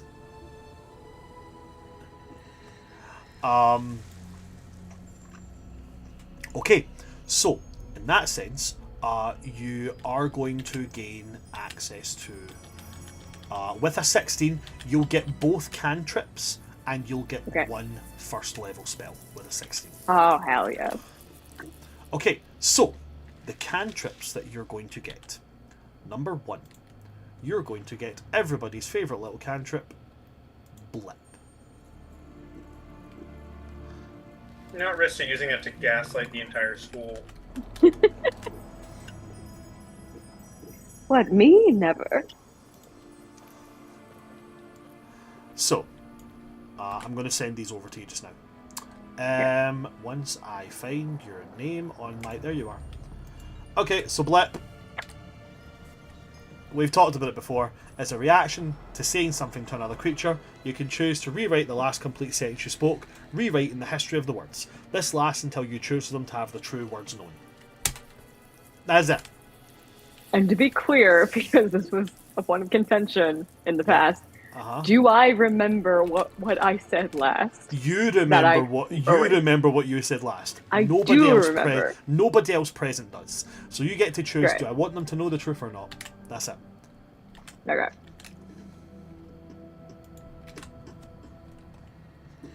The other cantrip you get is a lovely little thing called Temporal Flicker. Temporal Flicker, very, very similar to Blip in how it works, but it's for a more physical action rather than something that was spoken. It is a cantrip level, so, you can do it as many times as you want. You briefly rewind a fraction of a second, causing an attack to strike a fading echo of the target. You roll 1d4, subtract the number rolled from the triggering attack roll. If this reduces the attack roll so that it misses, the attack instead strikes a temporal echo and deals no damage. The spell's die increases when you reach higher levels, so it goes to a d6 at 5th, a d8 at 11th, and a d10 at 17th level. So there you go, that's Temporal Flicker. And then I will give you the name of both... Yeah, so I forgot, I've already told you about this. Within the Chronergy school, there's actually 3 first level spells, but one of them you can only learn by taking the subclass related to Chronergy. So, I will give you the name of both first level spells. I will give you no other information. You pick which one you want. Okay. Echo Step or Borrowed Seconds? Ooh. Echo Step or Borrowed Seconds? Yep. Interesting. I don't know if I'm allowed to say this, but I have borrowed seconds. So if you want, and I don't know if it's about it to give you the exact definition, but Would you allow Dan to tell me? Yeah, so, I mean, that's actually something that can be done. Constantine could say to you, I know of this spell, I'll teach you it. And then, when you're studying it, you come across that spell and go, oh, I won't focus on that now because Constantine's going to teach me. And then you could go on to looking at your other one. So, Borrowed Seconds, you lend a creature a fragment of time that hasn't yet occurred. The triggering creature re-rolls the failed roll and must use the new result. After doing so, the creature cannot take reactions until the start of its next turn, as the strain of altered time leaves it briefly disoriented. That's it. Now, do I have to take that one now, or could I go? No, you can take Echo Step, but it doesn't mean I tell you what Echo Step does. Because I say that because I already have a feature in Chronergy Wizard that's kind of like borrowed seconds. So I'll go with that. Most of the features in Time Magic revolve around. It's the same with Chronergy Wizard. Almost everything that subclass gives you is reroll, reroll, Reroll. Reroll. But there's only so much you can do with time magic in a game like D&D 5th edition. Yeah. Full disclosure, most of the spells around time, and even the subclass, are basically around support. Shifting how an action has happened or what that action is doing. It's a completely support-based system. So I'm building Rista to be a support. Most of your spells are going to be very the same thing. Somebody hit my friend, reroll it. My friend messed up, reroll it. Some of them are a bit more fun, like Blip, where it's just, oh, no, you didn't hear that. But, you know, most of them do orchestrate around the whole. So you will have a lot of similarity, but a lot of similarity means a lot of capability of fucking around with things. Yeah. So I'll go with Echo Step. I really want to know what that is. Echo Step. You step sideways through the moment that has just happened. You teleport up to 30 feet to an unoccupied space that you have occupied at any point since the end of your last turn. Ooh. Okay, that's fun.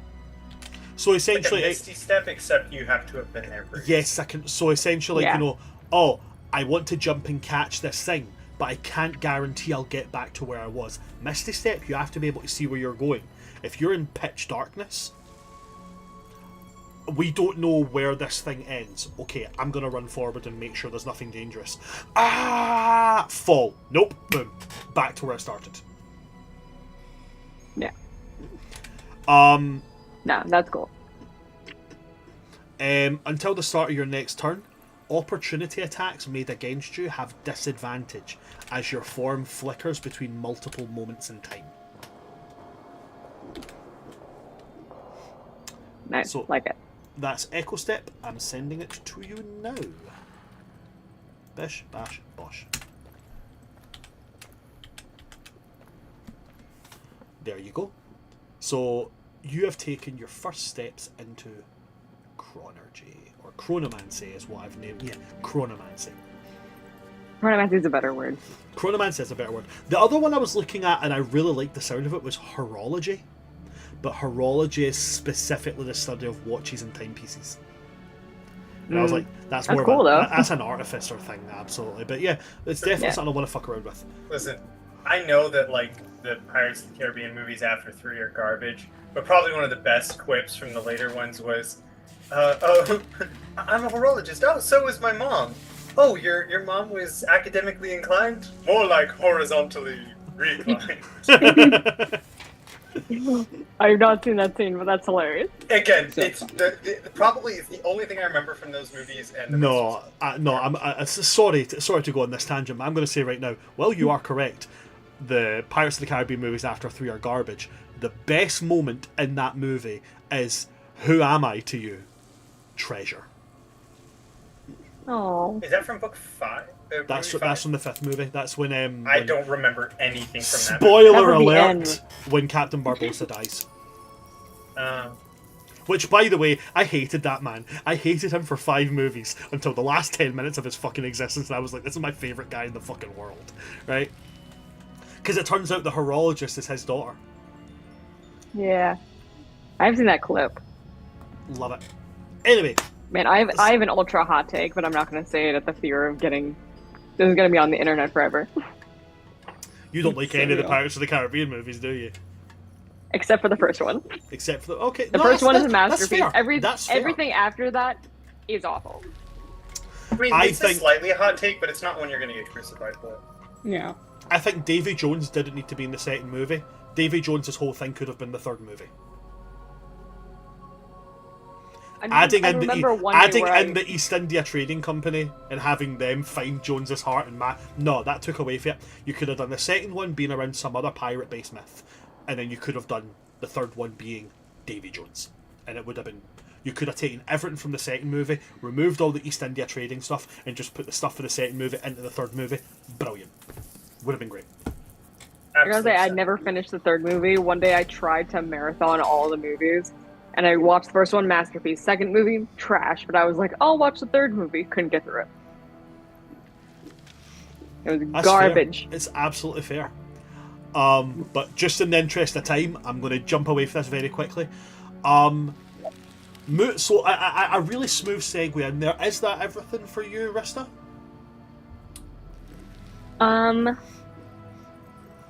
I started investigating the trader. Yep. Started getting into chronergy. I would, if Constantine is getting into the monoliths, I would love to give him a help action. Okay, so that's something On that will that happen step? on Constantine's turn, so you can absolutely do that. Okay. That's it for you then? Yeah, I think so. That smooth lines us into Constantine. Constantine. Within what you're looking to do. So we know you're trying to study the monoliths. Is there anything else that you're looking to do? No, that's it for now. That's it? Okay. So that's going to be an investigation check with advantage because Rista's also going to be helping you out. Okay. Could be doable. Oh, thank God for advantage. Wow, my rolls have been really garbage tonight. Oh, it's worse. Okay. Okay. That's a 14. I rolled a 6. Ooh. I could give you something to help you out, but it would be a reroll. That's fine. I rolled a 6. Can I use? No, that's an attack. Okay, may I use Chronal Shift to allow Constantine to reroll his ability check? I haven't said if it's true or if it's a success or not, so yeah, of course you can. 14 is like low. Yeah. So I'll do Okay. that. I imagine with advantage you're only reroll 1 though. Yeah, Yeah. you choose which one to reroll, whether it's the first or second one. Well, yeah, I'll reroll this. This thing. Guys, it's a 1. I don't know what's I could do it happening. twice. I could do it twice. Maybe, and just pray and send good vibes, because I don't know what's wrong with these dice, but I think they might need to burn it. Rista, are you doing it a second time? Yeah. Right, dude, take my 17. Jesus Christ. The amount of bad rolls you've had. No, sorry, it's not a 16 I've got, sorry. It's a 15. Please take the 15. Just take the fucking Oh my important God. 15. Okay, Jesus Christ. GM is That is Bran saying, that's- "I need you to have this lore, dear No, God. no, your it's dice not. are It's cursed. not. It's not. I Cleanse need them to them." have the lore. It's not. I need them to have the lore. It's I need you to pass something. Dude, I have literally rolled nothing higher than a 6 tonight. I've rolled think you like need to, 3 like- 5s, a 6, Dad, a 3, a 2, and a 1. Excuse me, I've while I been note there, that. it's What kind of been dice are fun. these? Are they resin? No, Yeah. they're like I'm guessing plastic. They're like faux metal, but they're not metal. They've Okay. been fine up until now. Sorry, you can't really see. Okay, no, I was So- gonna say if they're like resin, they can yellow in the sun. You need to put them in the sun to cleanse them. I've Or noted put them in the down moonlight. that I have used my portent roll that I've been sitting on.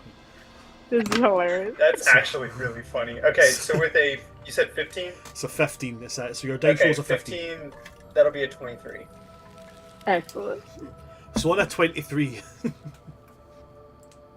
it was absolutely nothing to do with wanting to give this lore. It was just I just needed something for this guy to go. You're like, I can't see you in pain anymore, man. Like you had advantage, and then you had a reroll, and I was still under 10. I was sitting going, "Oh God, this boy needs it." I This tried boy my needs best to help. I need to get on my... So you gather everything you have on these monoliths, every bit of information that you have so far. With a 23, you're going to discover a couple of things. Number one, where is the welcome to the academy? There it is. Found it. Oh, don't fall off your chair. Bibbidi bobbidi boop. Okay, so there are as you're looking through these, one of them you have an idea that the monolith belonging to Sangromancy would be in the plane of would be in the Nine Hells. Would be the common theory being thrown around is it's on Avernus, which is also the place of the Blood War, which would make a bit of aesthetic sense. But you do know for sure it's in the Nine Hells. You know that one of them is in the Shadowfell. You guys have suspicions that one is the necromancy one. That's the one that's been discussed so far, and you've all but secured that the monolith for evocation is in the Temple of Grand Air on the elemental plane of air. Now, Isn't there one also like on the celestial plane as well, or possibly? Yeah.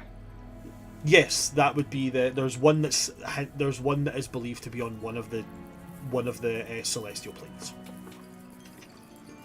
Now, through your study, you come across a couple of mentions of these monoliths, and I'm going to give you this much information. Number one, they can be created. However, the knowledge on how to do so is lost. Number two, each monolith that has been crafted is shut down, destroyed in a different manner. And number three, you find a note scrawled somewhere of a monolith located in a place called the Grand Necropolis. What does that sound That's in familiar? that's in the That's where Shadowfell, right? That's Malekith- Malekith's home. Yeah. That's Malik. Yeah. Oh well, actually, wait. No, Rista, you're there. So, Rista would be able to say that. Yeah, I that went right to there. the Grand Necropolis. You have. You've spent time in the Grand Necropolis, so You know about the flip. you are able to know You're like, that. I made out in the Grand I Necropolis. made out in a corner of the Grand Necropolis.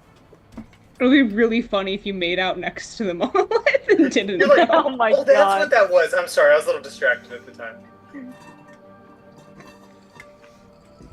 That would be hilarious. So yes, you are able to put down a conclusion with Rista being there as well. I'm going right. That's where Malekith lives. That is his very literal home. So you're able to secure that one of them exists in the Grand Necropolis within the Shadowfell. Gotta get Malekith here. Solid 99.9% surety that is the one linked to this the Necromancy School of Magic. Yeah. It also answers your question on whether you could create them for these forbidden schools of magic. So it's yeah, but we don't know how. Pretty much. Yeah.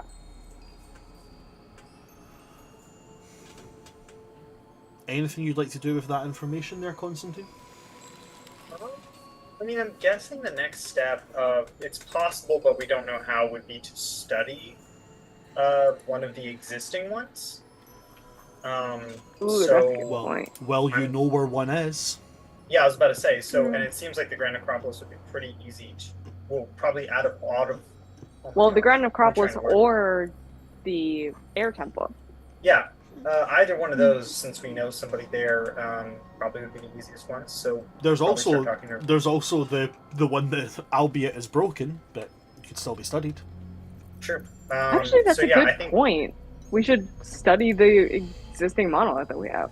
yeah. So probably Maybe. just finding out like, okay, let's honestly doing all three would probably be a good idea since they seem to each be a little bit unique, and so studying more than one to see, okay, this is how this one was created, this is how that one was created. Not to mention, it might be the most helpful to start with recreating the broken one before trying for the magic ones. So, being near that's a good idea.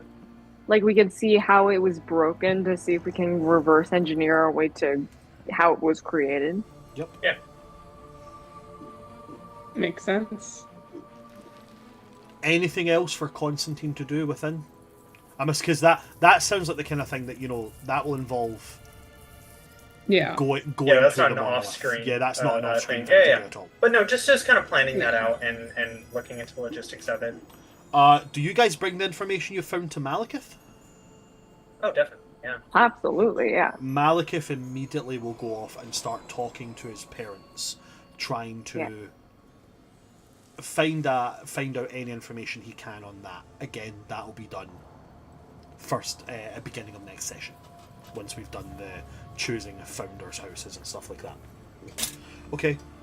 Anything else for you on that one then, Constantine? No? Okay. Then we go on to last and most certainly not least, Achillia. Anything that you would like to do within the study of the Society of the Blood and Bone Society? Sorry. I think I think very specifically for studying, Achilles gotten most of what she wants to from spell right now. I think she's gonna, because we have a practice room in there, don't we? You have a place there that is able to be used to... Think of the Blood and Bone Society as a little bit like the quote-unquote room of requirement. Like, Yeah. That's what I was thinking. If you're a member of the Blood and Bone Society, if you wander deep enough into the corridors of this place and you want something, you'll come across a room that'll do it. Mm-hmm. I think Achilles going to practice some of the cantrips, some of the fel cantrips, very specifically and like limitedly in that room, specifically when Kalidin is not present. Because she does not want to open that can of worms right now, but she wants to get a safe feeling of casting it. Absolutely understandable.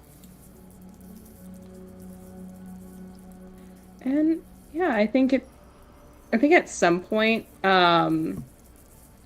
she's also looking at it with her like blood hunter blood right as well, and is like, these are very similar like colors of green. And I think she gets a little bit scared but also fascinated by it. Okay. Let's say both take. I don't think any of that really requires a dice roll.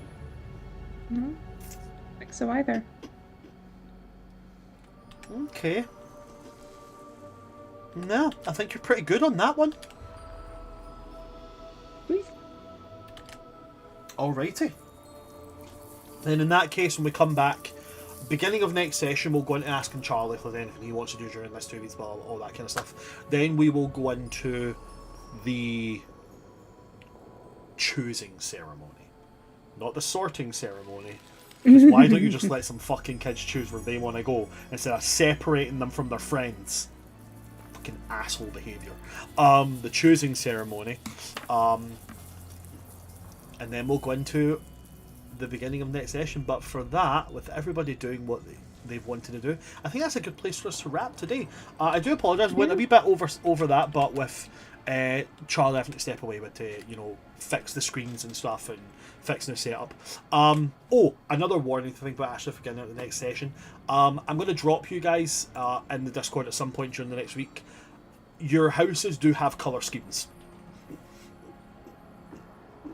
And you don't have a uniform, but you will be encouraged to wear something of your house's colour schemes. I do not apologise for the colour schemes at all. But they're really bad, aren't they? They're really That's not. okay. It all look grey to me. They're really not. Well, you're blind that they're up there. But that is where we're going to end for today's session. So I'm just going to be very, very quick about it. I'm going to give MVP for this session to. I'm gonna give it to Gina for that performance. I know I've said that the past 2 sessions back, but Gina, you're in a wee bit of a role for me for these sessions. Just that performance at the beginning of Rista's emotional breakdown it actually did get me. I had to kind of like take my headphones away a wee bit and just be like, they're only acting. That's all it is. But it got me a little bit. So yeah, I'm gonna give it to you, Gina. Thank you.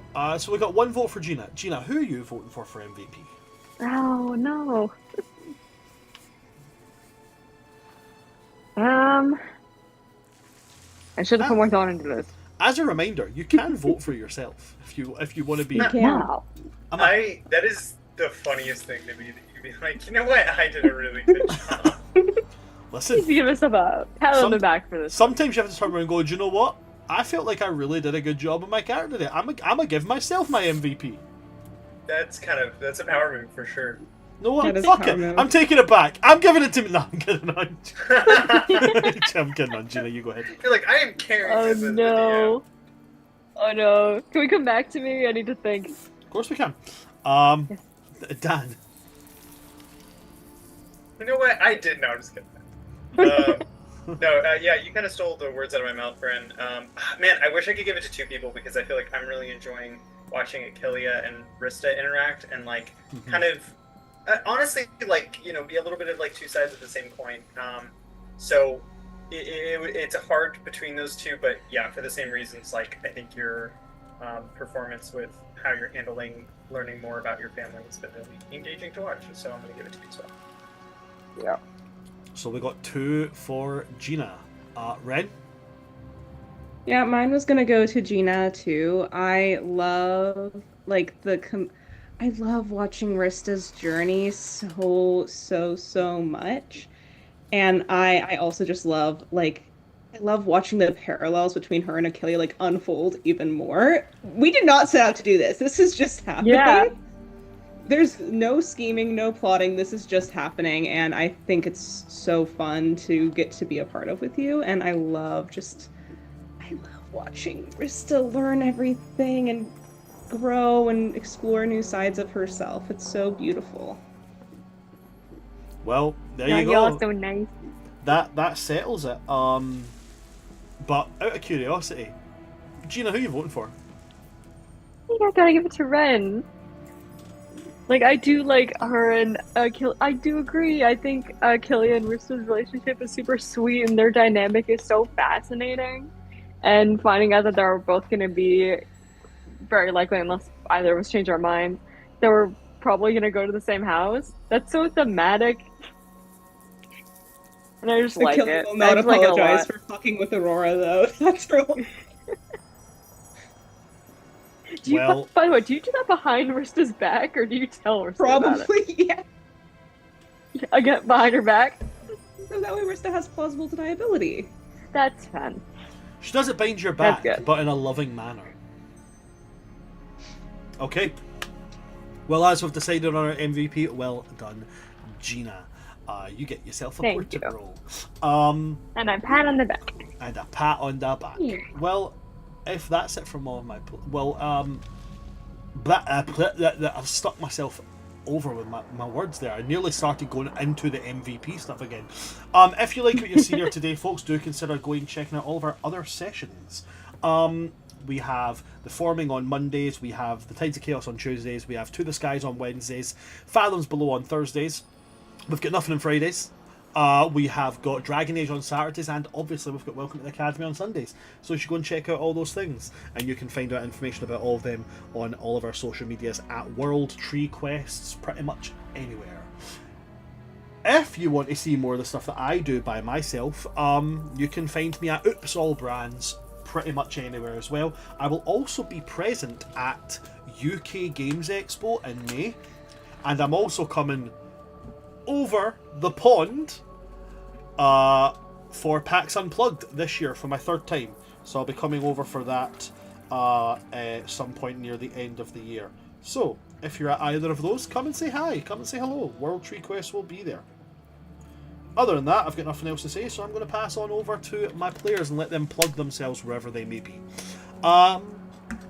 Gina, where can we see yourself? Yes, you can continue to find more masterful performances from me here at Welcome to the Academy almost every Sunday.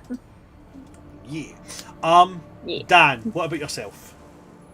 Yeah, I guess I have to be the one to pitch TOC since Charlie isn't here. So not every Tuesday, but select Tuesdays, we have Tides of Chaos here. It's a lovely pirate campaign that we've had going for a couple years. We're kind of starting to reach the end. Currently, we are fighting is it an ancient worm? A great worm. A great worm. And the damn thing keeps running away from me because it's a little bitch. So if you want to see me dash for like 3 hours straight to try and catch it with a sword, feel free to show up. I believe the next Tuesday we have planned is the 30th, if my calendar is correct. But you know, I do want to be very clear. He has the ability to cast spells. He just really wants to fuck this thing up with a sword. I just want to hit it. Just let me hit it, please. He's not dashing at this thing because I'm being a dick and not letting him do anything else. No, he's got but full capability of casting all kinds of spells at this thing. Yes. He just really wants to hit it because his sword called him a little bitch. Literally, I just want to hit it. It's just this one time. I don't usually kill things. I just want to kill it. Anyway. Thank you very much for that, Dan. So real. Last but not least, Ren. Right now, I'm pretty much just here. Welcome to the Academy on most Sundays. I think you should really go look at the Dragon Age stuff.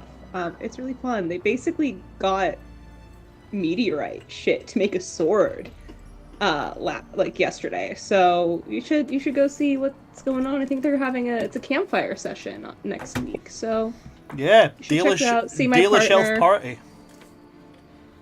And if you don't tell my partner that he's great when you watch the stream, I will cry. So you should do that. That's all I've got. That's absolutely grand. Thank you very much. Well, if that's it from all my players and that's it from me, well then that's it from us. So thanks for coming to see us today, folks. I have been your DM of Doom, Oops All Brands, or World Tree Quest here on Twitch and YouTube. And with me today we have had Changeling Rogue, we have had Just Dan, we've had Gina Donahue, and with us for the first half we had Charlie 182.0. From all of us here at World Tree Quest, good night, stay safe. When studying Forbidden Schools of Magic, always remember, listen to the voices in your head, they'll keep you going the right way. Oh, and also, don't pull a finny. Good night, folks. Good